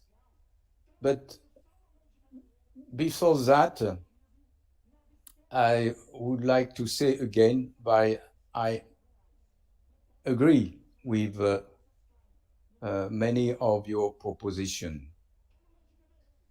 On the first one, the participative democracy, I think that we can start with social movements to reformulate from the bottom, from grassroots movement, from local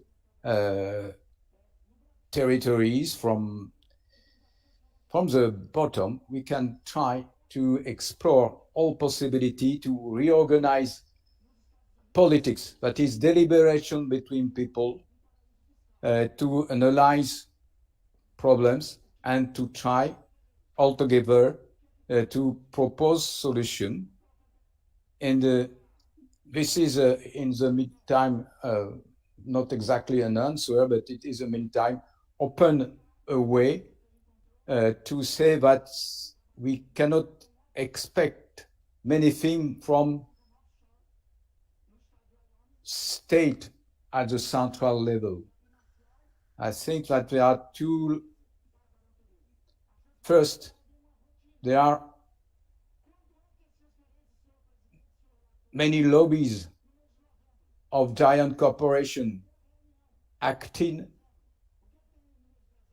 in the offices of all the government. I will say just an example. In Europe, first, all the council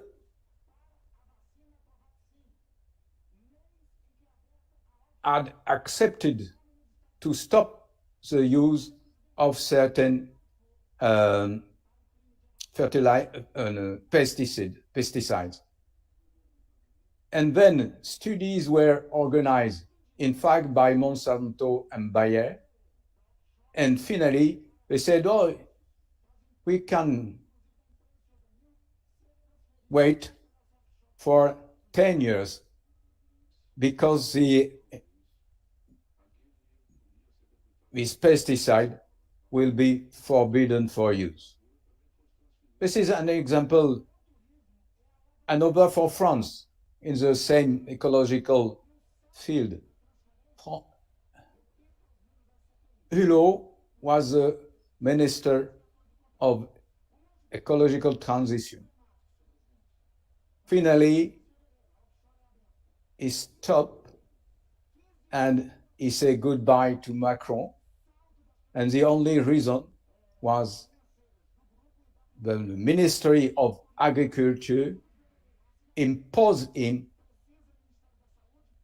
the policy of the lobby of the big agriculture to avoid any really important measures of ecology in agriculture. So it is very difficult in this time to be confident in what the central states can do. Therefore, it's better to have participatory democracy, but to impose its decision again in France, there was a convention in ecology, and first Macron said, I will accept all your propositions. It was a democratic convention with people from all over France, meeting freely, independently, but the conclusion, finally, only some of them will be applied by the French government. And on the BEM Convivir, I think I have nothing to say, but we need to go on these tracks that are very interesting tracks. And as a researcher, we have to document, to try to make studies and to organize discussion to find out the best way to advance on these tracks. Finally, there is a question, if I've not forgotten all the other, about the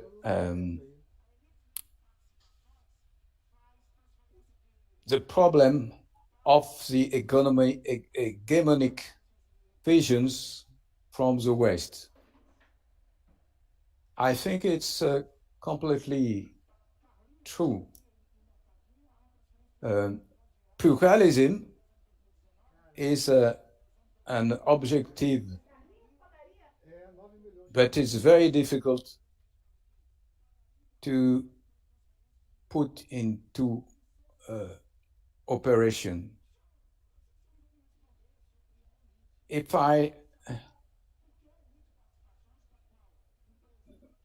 The way to be human is very important, and it is first a relationship between people. We need a rational anthropology. Then life, finally, life is very short. And a lot of people, for example, living in, I will not speak of Amazonas, but in Indonesia, some in Indonesian forest, they don't want development. They want to be able to pursue their life with their primary forest. They don't want that we go to exploit the trees, the wood of their forest, the timber. They want to go on like that. And they don't think of nature, they are nature.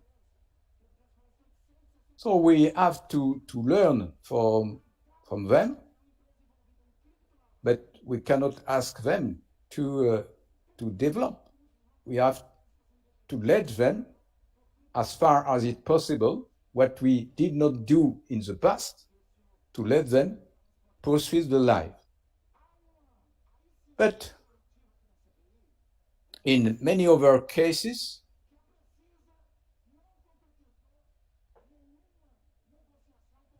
about 40% of the world population, according to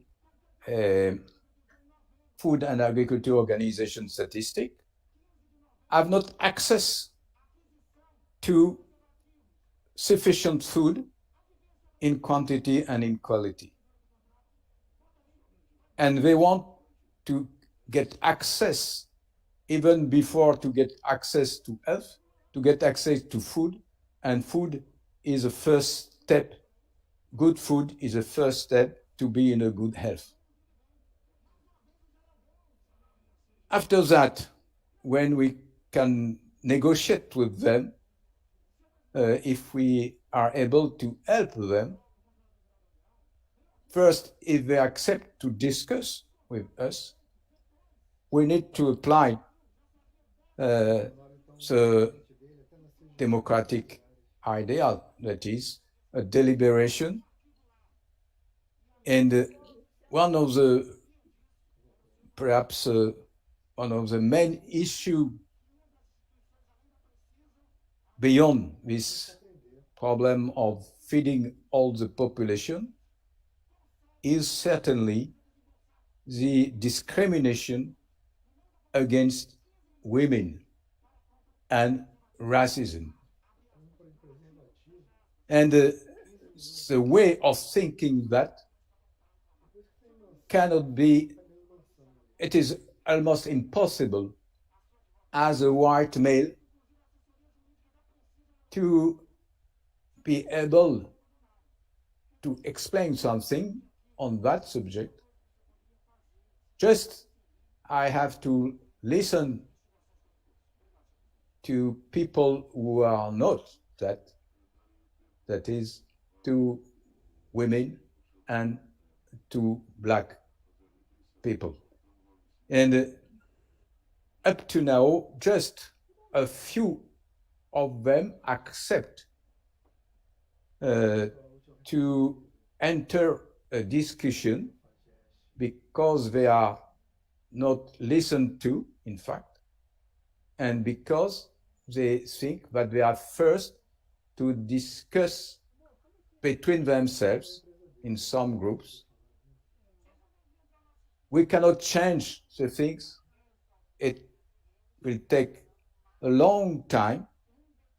And again, it will be my last word as an answer.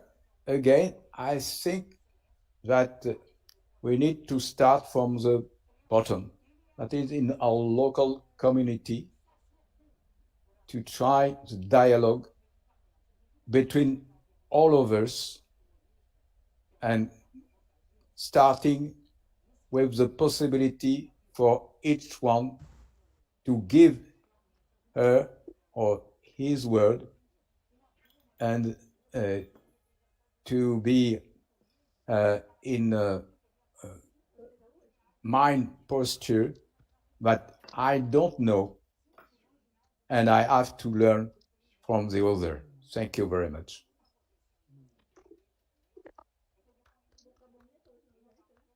Thank you. Thank you very much, Professor Marc Humbert.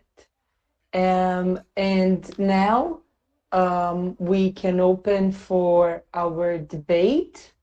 We have already one question made by our dear Professor Lucia Falcon.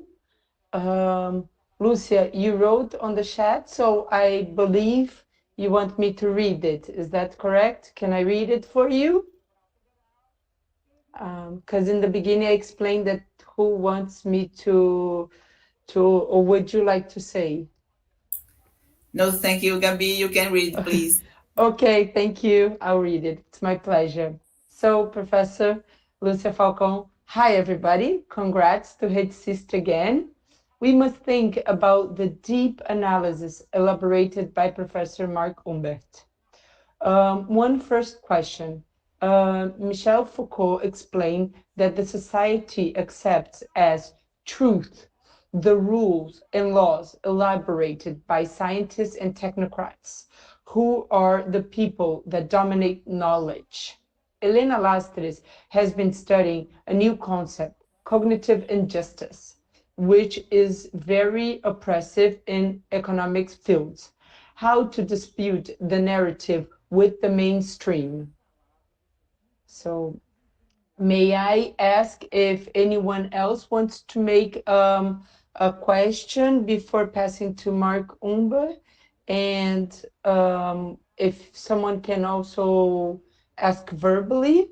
If not, I can make some comments that I have, and then we can pass along for him.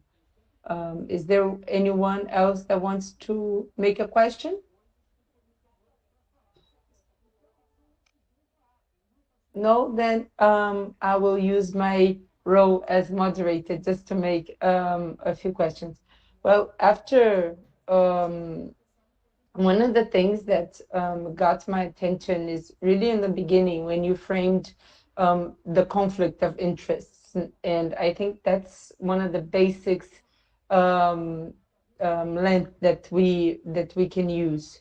and the importance of the narrative and how the narrative and the knowledge is being used, as Lucy already pointed out.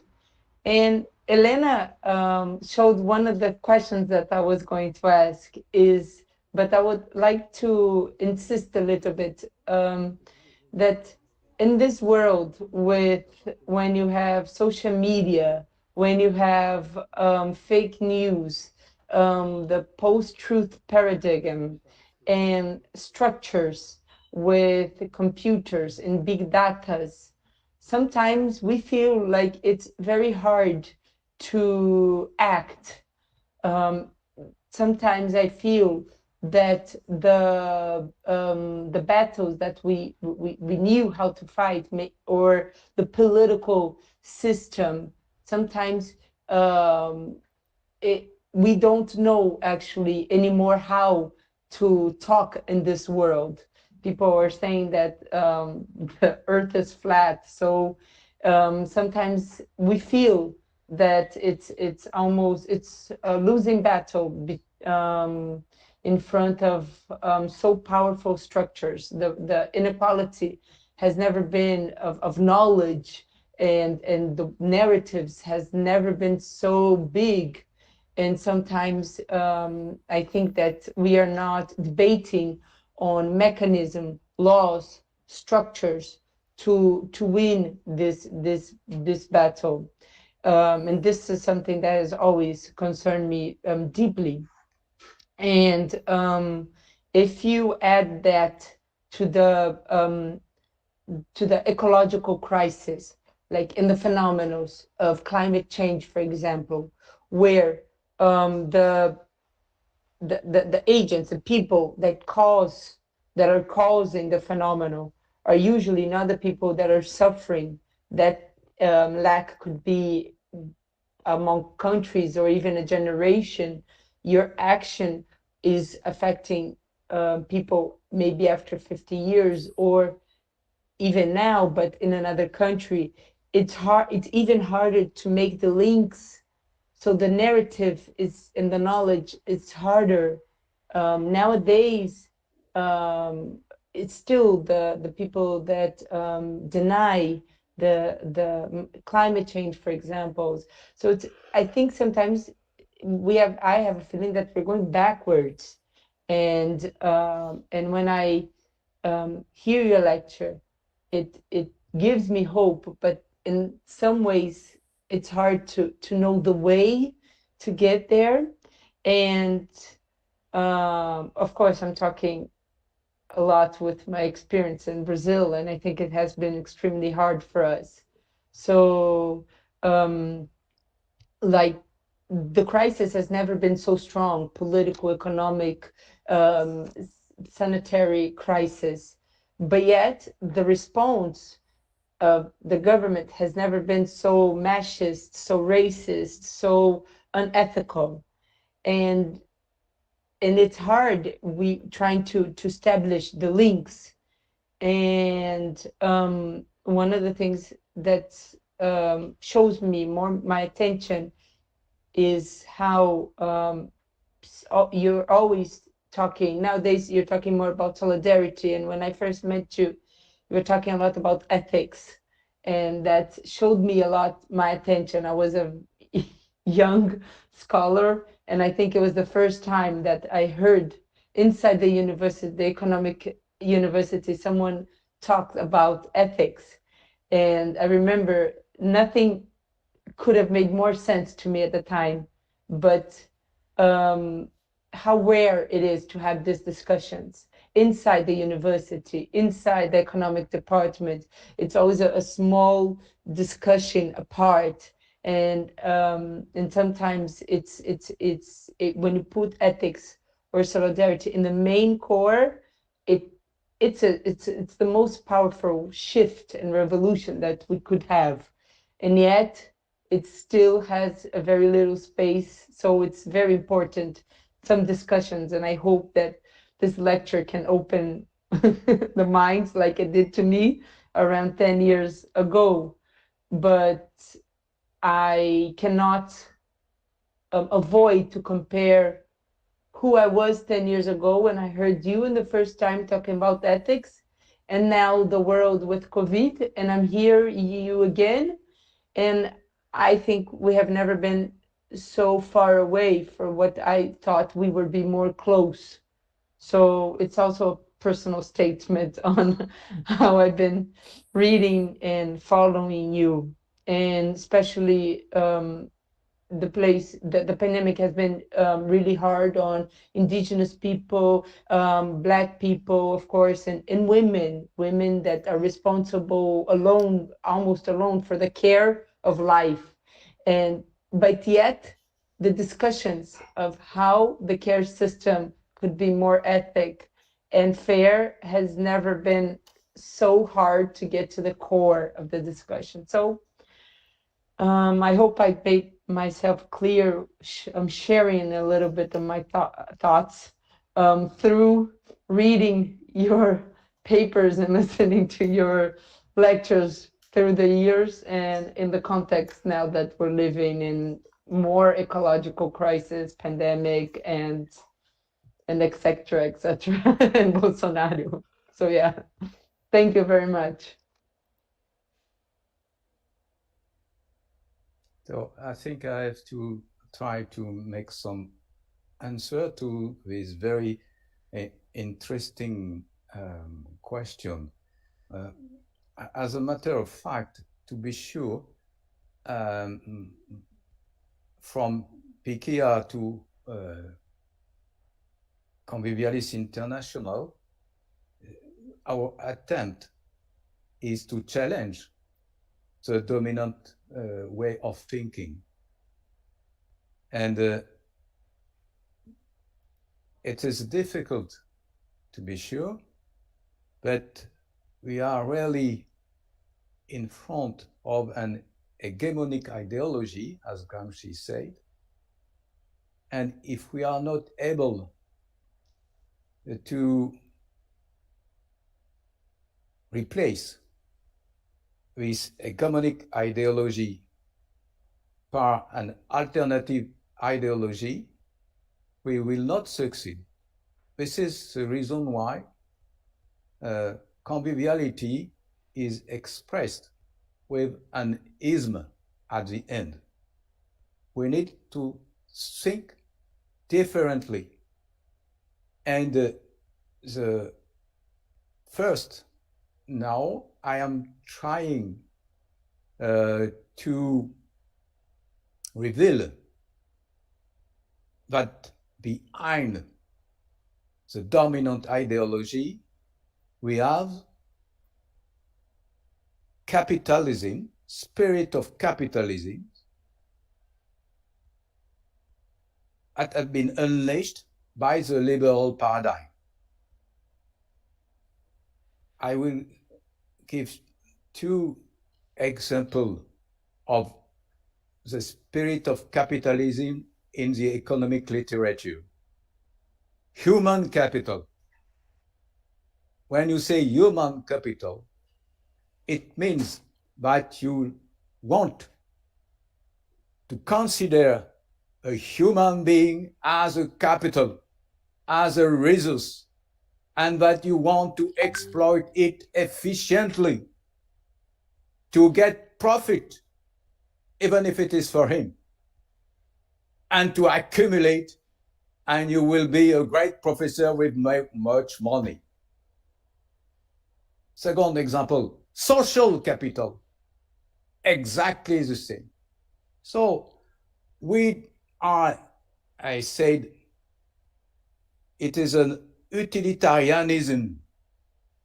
You make things to make profit, and we don't make things for a good reason, that is to have a good life altogether. But this is very difficult fight, because as you mentioned, what John Kenneth Galbraith said, conventional wisdom, and what Foucault said in another way, there is a justified justice by the discourse, by the dominant discourse. And especially, for example, there is a myth of market economy. You say with very kind people, when I'm trying to express some ideas, they say, Marc, we need markets, but this is not the problem. The problem that market must be embedded within society. And Paul Henry, that I quoted, said, there is not a market economy without a market society. Thus, Jospin was completely fool. He said, yes to the market economy, no to the market society. But you cannot have market economy without a market society. And second, market economy is not a liberal market, a peaceful market. This is very difficult to explain to people. And it is the reason why we are trying, like in the past with Marx, to build a convivialist international. We are a few people, but we need to disseminate, to try, because in this moment, the mass of people are not aware of the manipulation with which they are directed in their life up to a certain extent. And there is two elements of hope. As you mentioned with the pandemic, a huge proportion, I don't know how many, of people have come back to the idea that we must try to live well all together. And the relationships between people is more important than to make money and then even to consume. So this is an element of hope. Second, the ecological crisis and the racism question and the feminist question. 20 years ago, Gabriela, I did not mention that. So within 20 years, we have learned, and at least a certain number of not well males are able to say something in the international sense and in the national sense in many, many countries. The same for women. So we may consider also that despite that the advances are very low, the ecological question was not so important in the media of any kind 20 years ago. So there is some little progress, I would say, that ingrained model of thinking in the mind of people are not exactly the same as 20 years ago. It is not enough, but step by step, it is changing, and we have to expect that together with the intellectual attempt of the international convivialists, so many grassroots social movements local arrangements will go on to prepare the advent of a better world. I would like to avoid one idea that some of our colleagues have.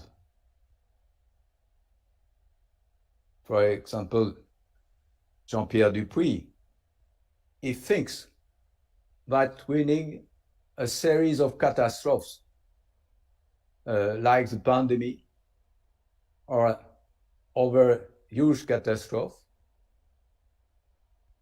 to get really the state changing. Perhaps he is right. During the pandemic, for a few months in France, the government said that we must help everyone at whatever cost it is. So when life, health, and perhaps some other elements are at stake, it is possible to have a sudden watershed, a sudden change, radical change. I would prefer that it will be more smooth by winning more and more people to our ideals. Thank you very much. Thank you, Professor Marc. And now we have our last question, and Dulcie will make the question.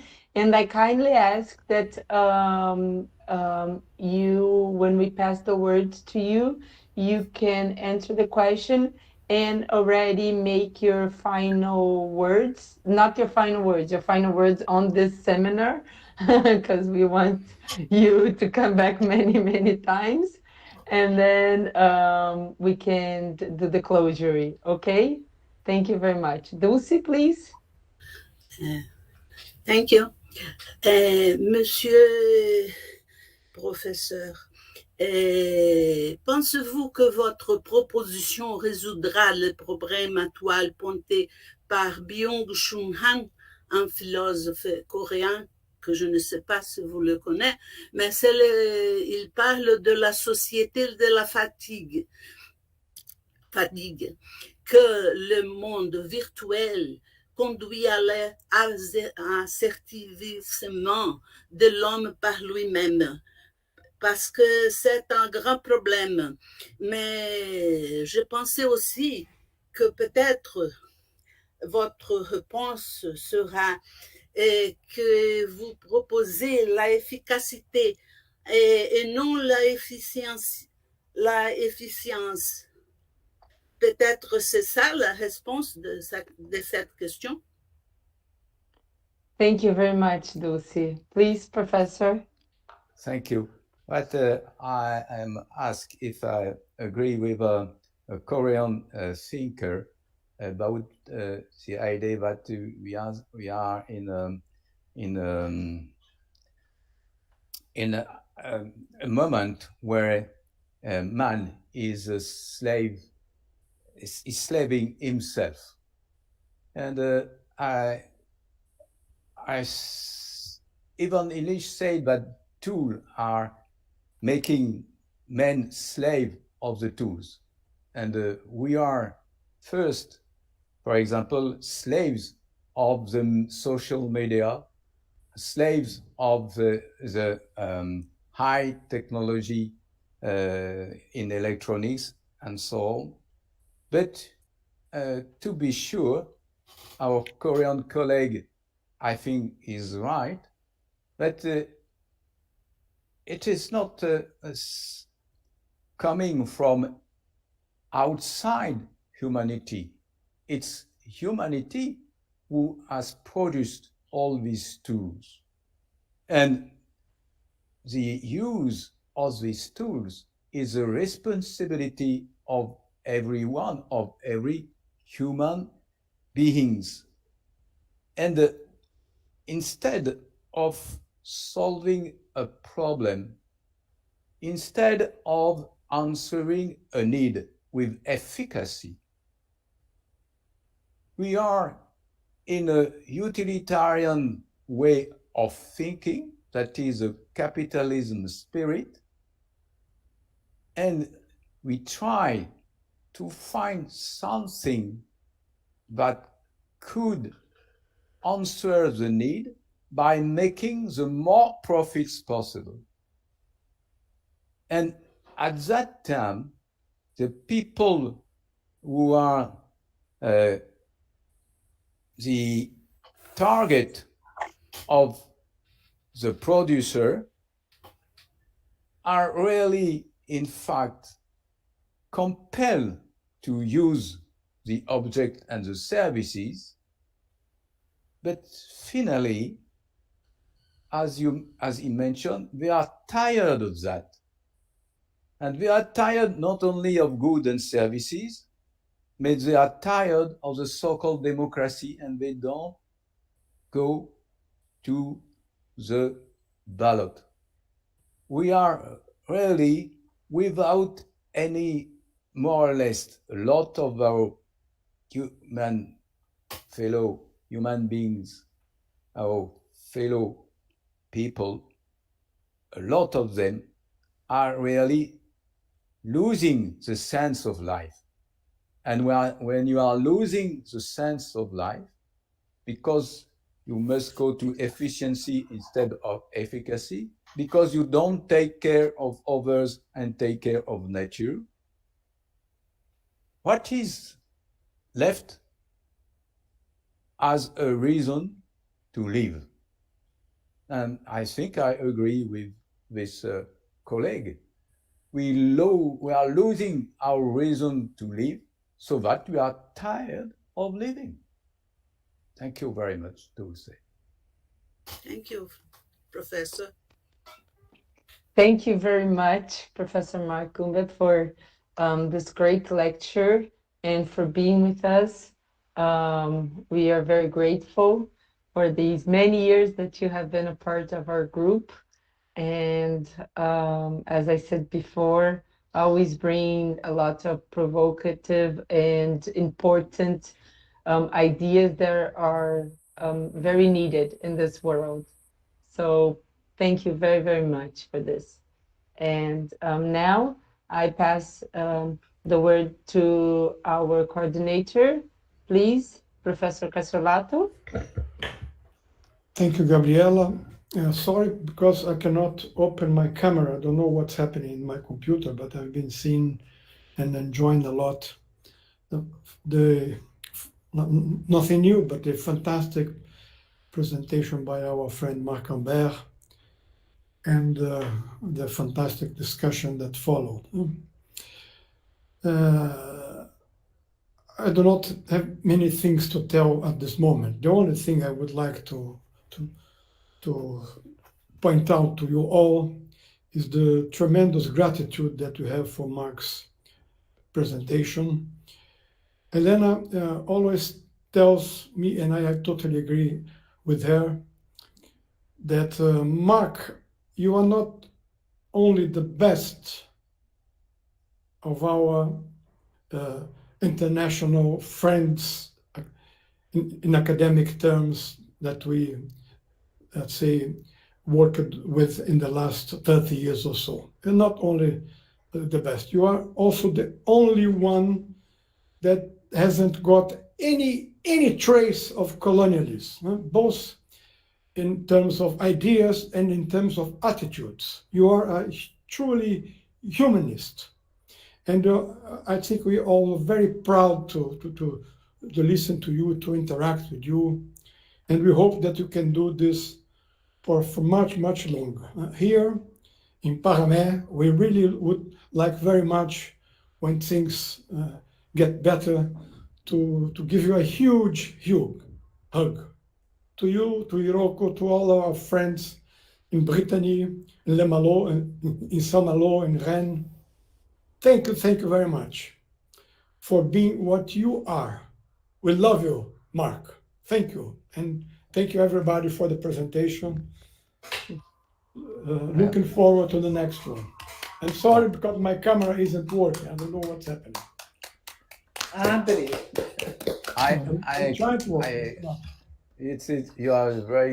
You are too kind with me, and I just will say that I love you all really from the bottom of my heart. I would like to say that what you are doing is exceptional. I've visited a lot of countries in Latin America, in Asia, in Africa. Nowhere I've been able to enjoy this spirit of working all together like in the Redesist, to work hardly and to work with efficacy, and also with a network of relationship from Mato Grosso to Bahia to Recife, everywhere. And it is really an encouragement to go on with you. And I'm very often, I go to Redesist site to see what you are doing, even when I was ill. It was on my pleasure.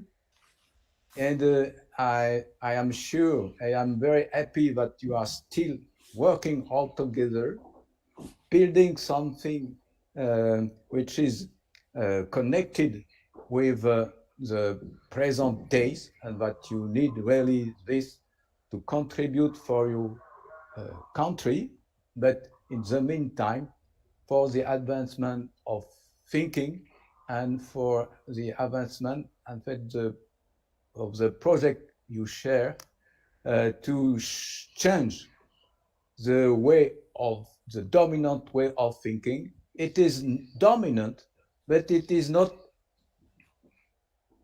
completely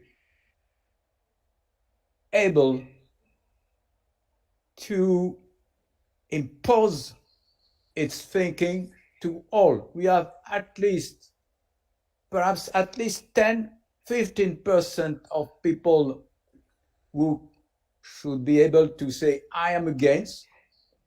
And I think at least 75% that are only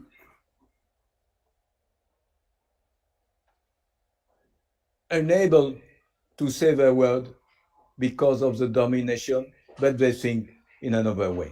Thank you very much. And see you next time in Brittany or in Rio. Rio. Yes. Thank you, Wonderful. Marie. Thank you very much. Kisses to you. Yes, a picture. Let's take a picture. Ah, good idea. Yes, open your cameras. Yes, Lucia now. Helena, can you take another one? Lucia opened her camera. Hello, thank you, Lucia. I love your smile.